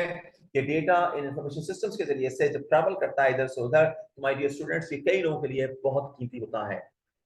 ये डेटा बहुत से लोगों के लिए बहुत कीमती होता है। जिस तरह से किसी यूनिवर्सिटी के सेव किए हुए लेक्चर्स स्टूडेंट्स के लिए इंपॉर्टेंट हो सकते हैं, उससे कहीं ज्यादा इन इंफॉर्मेशन सिस्टम्स, ये जो आपकी बिजनेस लाइब्रेरीज हैं, इनके लिए वो डेटा अपने कस्टमर्स बढ़ाने के लिए वो डेटा इंतहाई अहमियत रखता है कि जिसके लिए वो अपने बिजनेस को बढ़ा सकते हैं। तो माय डियर स्टूडेंट्स, डेटा को हम मैनेज करने के लिए डेटाबेस मैनेजमेंट सिस्टम्स को यूज करते हैं, डीबीएमएस वगैरह को यूज करते हैं। ये जो डेटाबेस मैनेजमेंट सिस्टम्स होते हैं, इसमें मैंने ओरेकल की एग्जांपल दी आपको, ठीक है। ओरेकल एक बेहतरीन डेटाबेस मैनेजमेंट सिस्टम है। इसके अलावा आपके पास एसक्यूएल के अंदर कुछ चीजें आ जाती हैं डेटाबेस को मैनेज करने के लिए। इसके अलावा आपके पास PLSQL के अंदर आ जाती हैं। इसके अलावा आपके पास माइक्रोसॉफ्ट के अंदर आपके पास जो है एक्सेल आ जाता है, ठीक है, और एक्सेस एक्सेस आ जाता है, एक्सेस, माइक्रोसॉफ्ट एक्सेस, ठीक है। माइक्रोसॉफ्ट का जो पैकेज है पूरा, उसके अंदर माइक्रोसॉफ्ट वर्ड है, माइक्रोसॉफ्ट पावर पॉइंट है, माइक्रोसॉफ्ट एक्सेल है, और डेटाबेस जो माइक्रोसॉफ्ट है वो एक्सेस है, Access. You might know this thing. तो माय डियर स्टूडेंट्स, इसे ओरेकल है, ओरेकल है, उसमें एसक्यूएल है, PLSQL वगैरह है। इसी तरह से ये सारे के सारे आपके डेटाबेसेस हैं जो कि आप डिफरेंट डेटाबेस मैनेजमेंट सिस्टम्स के जरिए से डीबीएमएस एक ऐसा सिस्टम होता है कि जिसके जरिए से आप अपने डेटा को मैनेज करते हैं कि आपको किस तरीके से अपने डेटा को इजीली स्टोर करना है, रिट्रीव करना है, ऑर्गेनाइज करना है, सेलेक्ट करना है। ये आप इन डीबीएमएस सॉफ्टवेयर्स के जरिए से, डेटाबेस मैनेजमेंट सिस्टम्स के जरिए से अपने डेटा को जो है वो रिट्रीव कर सकते हैं, ऑर्गेनाइज कर सकते हैं, सेलेक्ट कर सकते हैं, स्टोर कर सकते हैं। यानी किसी भी तरह से आपको डेटा की एनालिसिस करना है, आप कर सकते हैं। जो आप लोगों को SBIL के प्लेटफॉर्म से डेटा एनालिटिक्स पढ़ाई जा रही है, तो ये डेटा एनालिटिक्स भी वही चीज है कि आपको बेसिकली डेटा एनालिटिक्स के ऊपर ये बताया जा रहा है कि हम किसी डेटा से किस तरीके से एक फ्रूटफुल आउटकम जनरेट कर सकते हैं। यानी यानी कि हम बहुत बड़े डेटा बैंक से, बहुत बड़े बड़े डेटा बैंक से हम किस तरीके से अपनी यूजफुल इंफॉर्मेशन हासिल करके बिजनेस पर्पसेस के लिए इस्तेमाल कर सकते हैं। करेक्ट। तो my dear students, data warehouses है आपके पास, दुनिया के बहुत बड़े बड़े डेटा इंफॉर्मेशन सिस्टम्स हैं, डेटा इंफॉर्मेशन सेंटर्स हैं, जहां पे वो सारी मखसूस इंफॉर्मेशन मौजूद होती है, उनकी हिस्ट्री मौजूद होती है, चीजों के प्राइस मौजूद है, प्रोडक्ट्स क्वालिटीज मौजूद हैं, पेमेंट मेथड्स मौजूद हैं, कहां से वो चीज मिलेगी उसके एड्रेसेस मौजूद हैं, उस पर्टिकुलर प्रोडक्ट का नाम क्या है, उसके उसके उसके कॉम्पिटिटर्स कौन कौन सी कंपनी के हैं, ये सारी चीजें मौजूद हैं माय डियर स्टूडेंट्स, और हम उसको यूटिलाइज करके जो है अपने बिजनेस को बढ़ाते रहते हैं।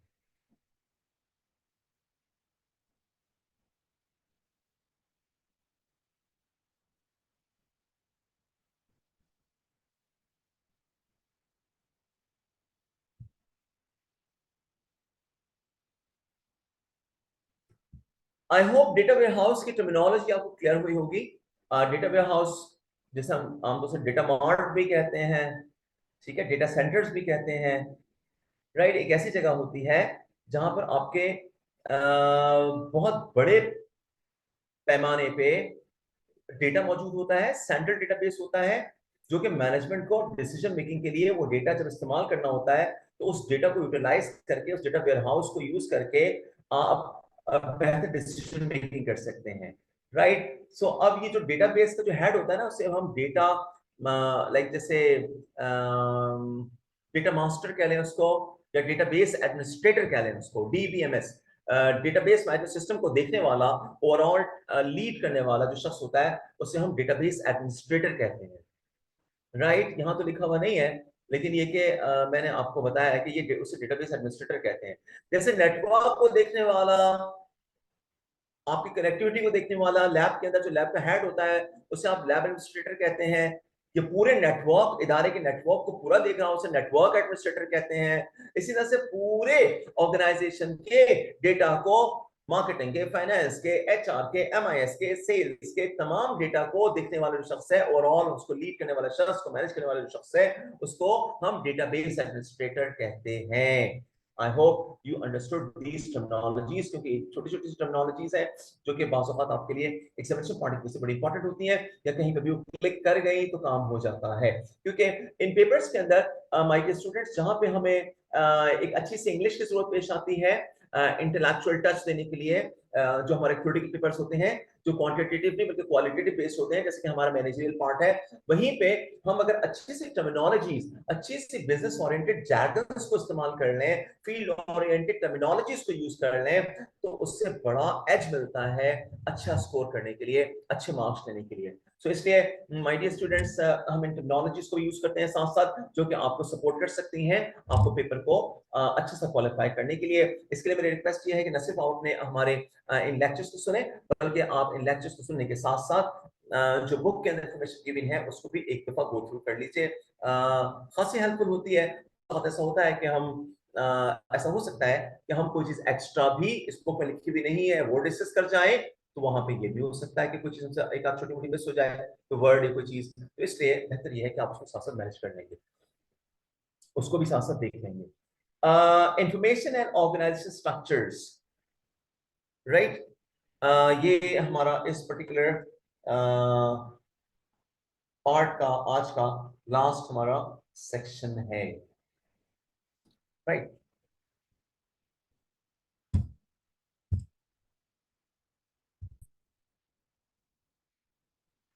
My dear students, before I proceed to the last section of this today's class, I would like to differentiate here between the internet, intranet, and extranet, because these terminologies are used here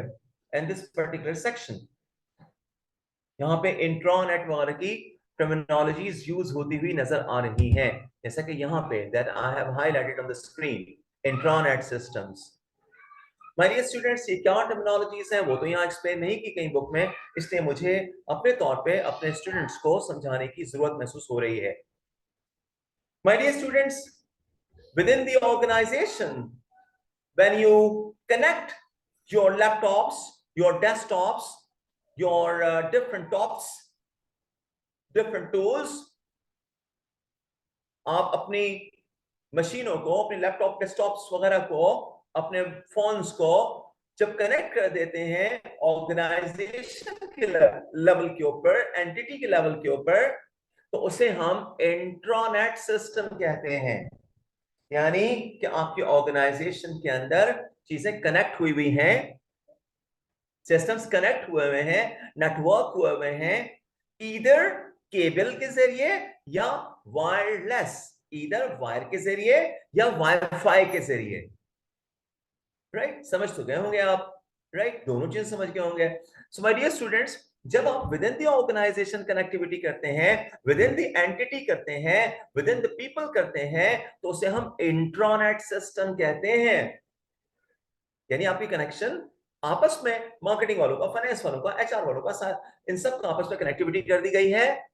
तो इसे हम intranet system कहेंगे। आपको अपनी ईआरपीस को चलाने के लिए स्टैंड अलोन सिस्टम नहीं, बल्कि इंट्रानेट बेस्ड सिस्टम चाहिए होते हैं, चाहे आपकी कनेक्टिविटी केबल्स के जरिए से हुई हुई हो, तारों के जरिए या वाईफाई के जरिए से हुई हुई हो, लेकिन कनेक्टिविटी इज मस्ट।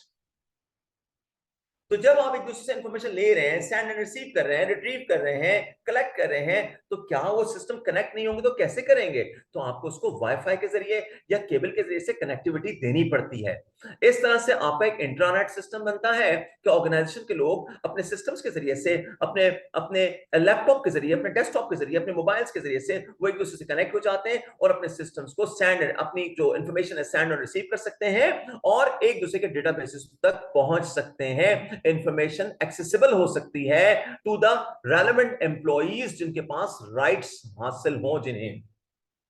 राइट हो। ये तो हो गया intranet within the entity, right, within the entity, intranet within the organization when you connect with the people, चाहे वो इंटरपर्सनल, अब वो इंट्रानेट भी इंटरपर्सनल ही चल रहा है ना वो, राइट, इंटरपर्सनल लोगों से कनेक्टिविटी हो रही है ना, तो फिर वो इंट्रानेट भी इंटरपर्सनल हो सकता है ना, जब लोगों के दरमियान जो कम्युनिकेशन होती है उसे इंट्रापर्सनल कम्युनिकेशन कहते हैं, ठीक है, पर्सनल इंटरपर्सनल कम्युनिकेशन। तो लोगों के दरमियान जो ऑर्गेनाइजेशन के अंदर कम्युनिकेशन हो रही है मशीनों के जरिए से, वो इंट्रानेट के जरिए से होती है। मशीनों से बाद लैपटॉप, डेस्कटॉप और आपके सेलफोन। तो जब आपके डिवाइसेस को ऑर्गेनाइजेशन लेवल पे आपस में कनेक्ट कर दिया जाए वायर के जरिए या वायरलेस जरिए से आपस में कनेक्ट कर दिया जाए और आपने एक दूसरे के डेटाबेस को एक्सेस कर सके, एक दूसरे को सेंड रिसीव इंफॉर्मेशन कर सके, तो इसे हम इंट्रानेट नेटवर्क कहते हैं, यानी इंट्रानेट सिस्टम्स, यानी आपकी तमाम ऑर्गेनाइजेशन के तमाम डिपार्टमेंट्स के जो सिस्टम्स हैं वो कनेक्टेड हैं एक दूसरे के साथ, राइट जी। अब आते हैं एक्स्ट्रानेट।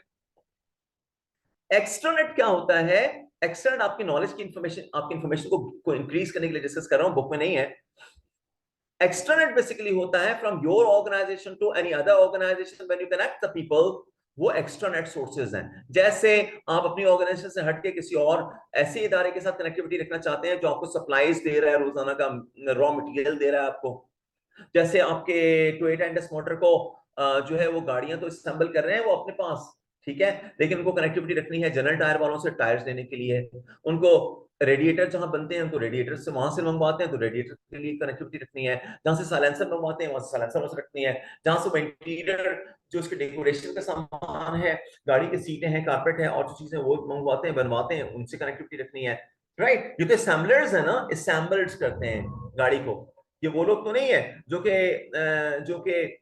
बनाते हो, मैन्युफैक्चरर्स तो नहीं है ना, ये कार मैन्युफैक्चर प्लांट तो नहीं है, ये गाड़ियों के असेंबलिंग प्लांट्स हैं। तो अब क्या है कि इन सब से उन्होंने कनेक्टिविटी रखनी है। अब ये सब लोग आपकी टोयोटा इंडस मोटर के अंदर काम नहीं करते,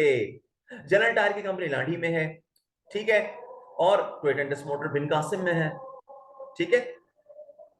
बिन कासिम बिल्कुल बॉर्डर उस पे समुद्र के किनारे। इसी तरह से आपके साइलेंसर कहीं और बन रहे हैं, ठीक है, रेडिएटर लाहौर से आ रहे हैं मिसाल के तौर पे बन के। अब माय डियर स्टूडेंट, सबसे कनेक्टिविटी रखनी है, ये सारे के सारे लोग आउटसाइड द ऑर्गेनाइजेशन है लेकिन इनसे हमारी कनेक्टिविटी चलती रहती है, तो उसके लिए हमारा इंटरनेट नेटवर्क होता है कि जिनके जरिए से हम इजीली इनसे कनेक्ट कर सकते हैं, राइट। चाहे हम एक लीज लाइन ले लें पीटीसीएल से, उसके जरिए से अपना नेटवर्क बना लें, क्योंकि हम अपनी कोई तारे तो नहीं बिछा सकते थे दूर तक। हम क्या करते हैं कि टेलीफोन की जो सर्विसेज वाली कंपनीज होती हैं उनके जरिए से उनको रिक्वेस्ट करके एक लीज लाइन ले लेते हैं, जिसके जरिए से हम कनेक्ट कर लेते हैं उन इदारों को और उनके लिए उनके साथ हमारी चीजें आसान हो जाती हैं और हम इजिली कनेक्टिविटी कर लेते हैं। माय डियर स्टूडेंट्स, बेसिकली ये सारे के सारे कनेक्टिविटी जो हुई थी ये वर्ल्ड वॉर 2 के अंदर हुई थी, जब लोगों को अपने ट्रुप्स को, अगले ट्रुप्स को जो अगले बॉर्डर पर मौजूद हैं उनको कुमक पहुंचाने के लिए, उनको फैसिलिटेट करने के लिए या उनसे कनेक्टिविटी के लिए, इंफॉर्मेशन के लिए जो करना होता था, तो उन्होंने ये नेटवर्क्स बनाए थे। तो वो नेटवर्क्स पर आहिस्ता आहिस्ता आहिस्ता आहिस्ता ऑर्गेनाइजेशन ने अडॉप्ट किए, बिजनेस ऑर्गेनाइजेशन ने अडॉप्ट किए और देखते ही देखते ये चीजें आपके बिजनेस में कॉमन होती चली गई। तो विद इन द ऑर्गेनाइजेशन जो कनेक्टिविटी करते हैं उसे इंट्रानेट सिस्टम्स, इंट्रानेट कनेक्टिविटी कहते हैं। From your organization to the other people, आप अपने ऑर्गेनाइजेशन से बाहर निकल के दूसरे लोगों से कोई नेटवर्क बनाना चाहते हैं तो उसे हम एक्स्ट्रानेट की कनेक्टिविटी कहते हैं, राइट। इसी तरह से अब आते हैं इंटरनेट और इंट्रानेट, इंट्रानेट और एक्स्ट्रानेट के बाद हम समझते हैं इंटरनेट क्या होता है। इंटरनेट क्या है my dear students? The network of the network is called internet. What I said, right it down, बस नोट कर लीजिए। The network of the networks is called internet. एक ऐसा नेटवर्क जो दुनिया के बहुत सारे नेटवर्क्स का मजमुआ है, उसे हम, जो मास्टर नेटवर्क है, जो टॉप के ऊपर है, तमाम नेटवर्क्स को कनेक्टिविटी देता है, जो नेटवर्क का सबसे बड़ा ऊपर नेटवर्क है, उसे हम इंटरनेट कहते हैं, राइट। हाँ, स्पेसिफिक जो जो एक्स्ट्रानेट होता है वो स्पेसिफिक लोगों से, आप चाहते हैं इदारों से, कंपनी से, लोगों से बनाना चाहते हैं, उनके साथ होता है। वो आउटसाइड दी ऑर्गेनाइजेशन होते हैं एक्स्ट्रानेट वाले। Intranet within the organization, extranet, extra का मतलब ही यही है कि बाहर, तो एक्स्ट्रानेट वाले ऑर्गेनाइजेशन से बाहर, राइट। और नेटवर्क ऑफ द नेटवर्क्स जो है ना, दैट इज कॉल्ड इंटरनेट। एक ऐसा नेटवर्क जो कि बहुत सारे नेटवर्क से मजमुआ हो, उसे हम कहते हैं इंटरनेट। मकड़ी का जाल है, फैला हुआ है, मेरे घर से एक केबल निकल रहा है, आपके घर से एक केबल निकल रहा है, इंटरनेट की तार निकल रही है, वहां से निकल के वो जा रही है वहां पे जिसका आपने कनेक्शन लिया हुआ है, ठीक है, जिस कंपनी का आपने जिसको आप पैसे देते हैं, जिसकी आपसे कनेक्टिविटी ली हुई है, उसके पास जा रहा है, उसके सर्वर पे, उसके सर्वर से वो फिर पीटीसीएल के पास जा रहा है। पीटीसीएल के दो सर्वर्स हैं, एक सिंध के अंदर और सिंध बलूचिस्तान को कवर कर रहा है। ये आपका शहर में चीफ मिनिस्टर सेक्रेटरीट के पास जो एक्सचेंज बना हुआ पीछे, मैरियट के पास और मूवमेंट के पास पीछे, वहां से सिंध बलूचिस्तान की जो नेशनल लेवल की हमारी कम्युनिकेशन है, वो यहाँ से वर्ल्ड वाइड जा रही है। और केपीके, कश्मीर और पंजाब की जो कम्युनिकेशन है वो लाहौर के रास्ते से अपलिंक हो रही है, यानी कि वो इंटरनेशनल कनेक्टिविटी में जा रही है, ठीक है। हमारे इन दो अपलिंक के जो हब्स हैं, जो एक्सचेंजेस हैं पीटीसीएल के, यहां से होती हुई जाती है दुबई में एतिसलात कंपनी, दुबई की एतिसलात कंपनी, दुबई की एतिसलात कंपनी से वो चीजें होती हुई फिर रूट होती हैं मल्टी लेवल पे, डिफरेंट लाइक रीजन्स के अंदर, यूरोप, अमेरिका, और वहां से, क्योंकि एतिसलात इस रीजन की सबसे बड़ी कंपनी है, टेलीकम्युनिकेशन कंपनी है, राइट। और इस तरह से हम दुनिया के डिफरेंट हिस्सों से कनेक्ट होते हैं जाके। और अगर एतिसलात पे दुबई के सर्किल में ट्रैफिक जैम हो, ट्रैफिक बहुत ज्यादा हो नेटवर्क का, तो फिर हम बैंकॉक के रास्ते से या मलेशिया कोलंबो के रास्ते से अपलिंक होते हैं, हमारी कम्युनिकेशन जाके अपलिंक होती है और दुनिया के डिफरेंट हिस्सों में पहुंचती है, राइट। सो ये एक मैकेनिज्म मैंने आपको बताने की कोशिश की कि किस तरीके से हम अपने सिस्टम्स के जरिए से इंटरनेशनल जो सर्किट है उससे जाके कनेक्ट होते हैं, राइट। तो एक तरह से आपकी नॉलेज में भी इजाफा हुआ, और फिर दूसरा ये भी देखा कि जो हम नैनो सेकंड टाइम के अंदर, एक पलक झपकने के अंदर अपने मशीन से और इंटरनेशनली पेजेस को लेके आ जाते हैं। अमेजोन का पेज हमारे, हमने इधर लिखा amazon.com, amazon www.amazon.org, amazon.net, amazon.com, तो पता चला कि जी नैनो सेकंड टाइम में वो आपके पेज आपकी स्क्रीन पे आ गया और अपना काम शुरू कर दिया। और अगर थोड़ा सा स्लो है नेटवर्क, तो आप कहते हैं यार आज नेटवर्क स्लो चल रहा है, पेजेस यार इतने देर हो गया है, डाउनलोड ही नहीं हो रहा। क्यों? क्योंकि आपका किसी जगह पे बीच में जो मैकेनिज्म है, आपकी डेस्टिनेशन से रिक्वायर्ड डेस्टिनेशन तक जहां पे पेज रखा हुआ है, जिस सर्वर के ऊपर, जिस दुनिया के मेन फ्रेम पे, सुपर कंप्यूटर पे जहां पे रखा हुआ है सर्वर के ऊपर, वहां तक कनेक्टिविटी में या वहां से लाने में, जाने और आने में जो टाइम लग रहा है वो ज्यादा लग रहा है कि नेटवर्क के ऊपर प्रेशर ज्यादा है, राइट। और हम उसके बाद जरा सा भी मतलब फौरन परेशान हो जाते हैं कि यार आज नेटवर्क स्लो चल रहा है। और सोचिए नैनो सेकंड टाइम पे दुनिया की इतनी दूर दूर की डेस्टिनेशन से ये पेजेस लेके आपके सामने ये जो है हाजिर हो जाते हैं with the help of information systems. और वो रिक्वायर्ड पेज जो आप लिखते हैं www.svp.com, www.amazon.com या और साइट लिखते हैं, तो वो आपके सेकंड्स के अंदर, नैनो सेकंड आपके पेज पे आ जाता है, आपकी स्क्रीन पे आ जाता है। तो सोचिए कि बी इट अ डे और नाइट 24/7 ये किस तरीके से आपके लिए काम कर रहे हैं इंफॉर्मेशन सिस्टम्स, इससे आपको अंदाजा होता है ये डेटाबेसेस और ये इंफॉर्मेशन सिस्टम्स लोकल हो या इंटरनेशनल लेवल पे हो, कितना लाइक जबरदस्त किस्म का काम कर रहे हैं। माय डियर स्टूडेंट, ये सारे कंप्यूटर नेटवर्क्स, ये सारे डेटाबेसेस, ये इंटरनेट के जरिए आपस में कनेक्टेड होते हैं। और इनको फिर जो आपकी आईटी के जो टॉप किस्म के लोग होते हैं, सीनियर मैनेजमेंट होती है, आईटी के स्किल्डफुल लोग होते हैं, वो इसको यूटिलाइज इसको अपनी एक्सपर्टीज के जरिए से इस इंफॉर्मेशन को, इन डेटाबेसेस को यूज करके उस ऑर्गेनाइजेशन के लिए कितना अहम रोल प्ले करते हैं। तो आपको इससे अंदाजा होगा कि IT has played a significant role in your business. So a business manager must have a knowledge about the expert systems, about the information systems, about the data warehouses, about the data marts, about the information technology, so that they can run their systems, they can run their businesses in a good manner. सो दुनिया के जितने बड़े बड़े भी आज आपके infrastructures हैं, दुनिया के जितने भी जो बड़े बड़े आपके जो इंफॉर्मेशन के हब्स हैं, दुनिया के जो बड़े बड़े जितने भी ई कॉमर्स के साइट्स हैं, दुनिया के जितने बड़े बड़े जितने भी ई बैंकिंग के आपके हब्स हैं, ये सारे के सारे ई बैंकिंग के ई कॉमर्स के ये सारे के सारे my dear students basically now they are based on information system, and without having the knowledge of information systems a business manager is failed.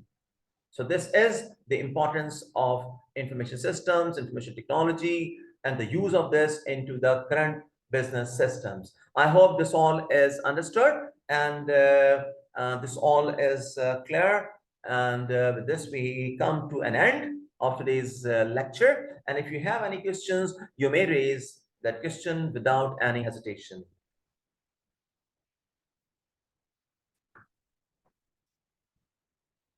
All right. Thank you very much. Thank you. Thank you, all clear. Thank you very much. Jazakallah. So, my dear students, with this, we come to an end.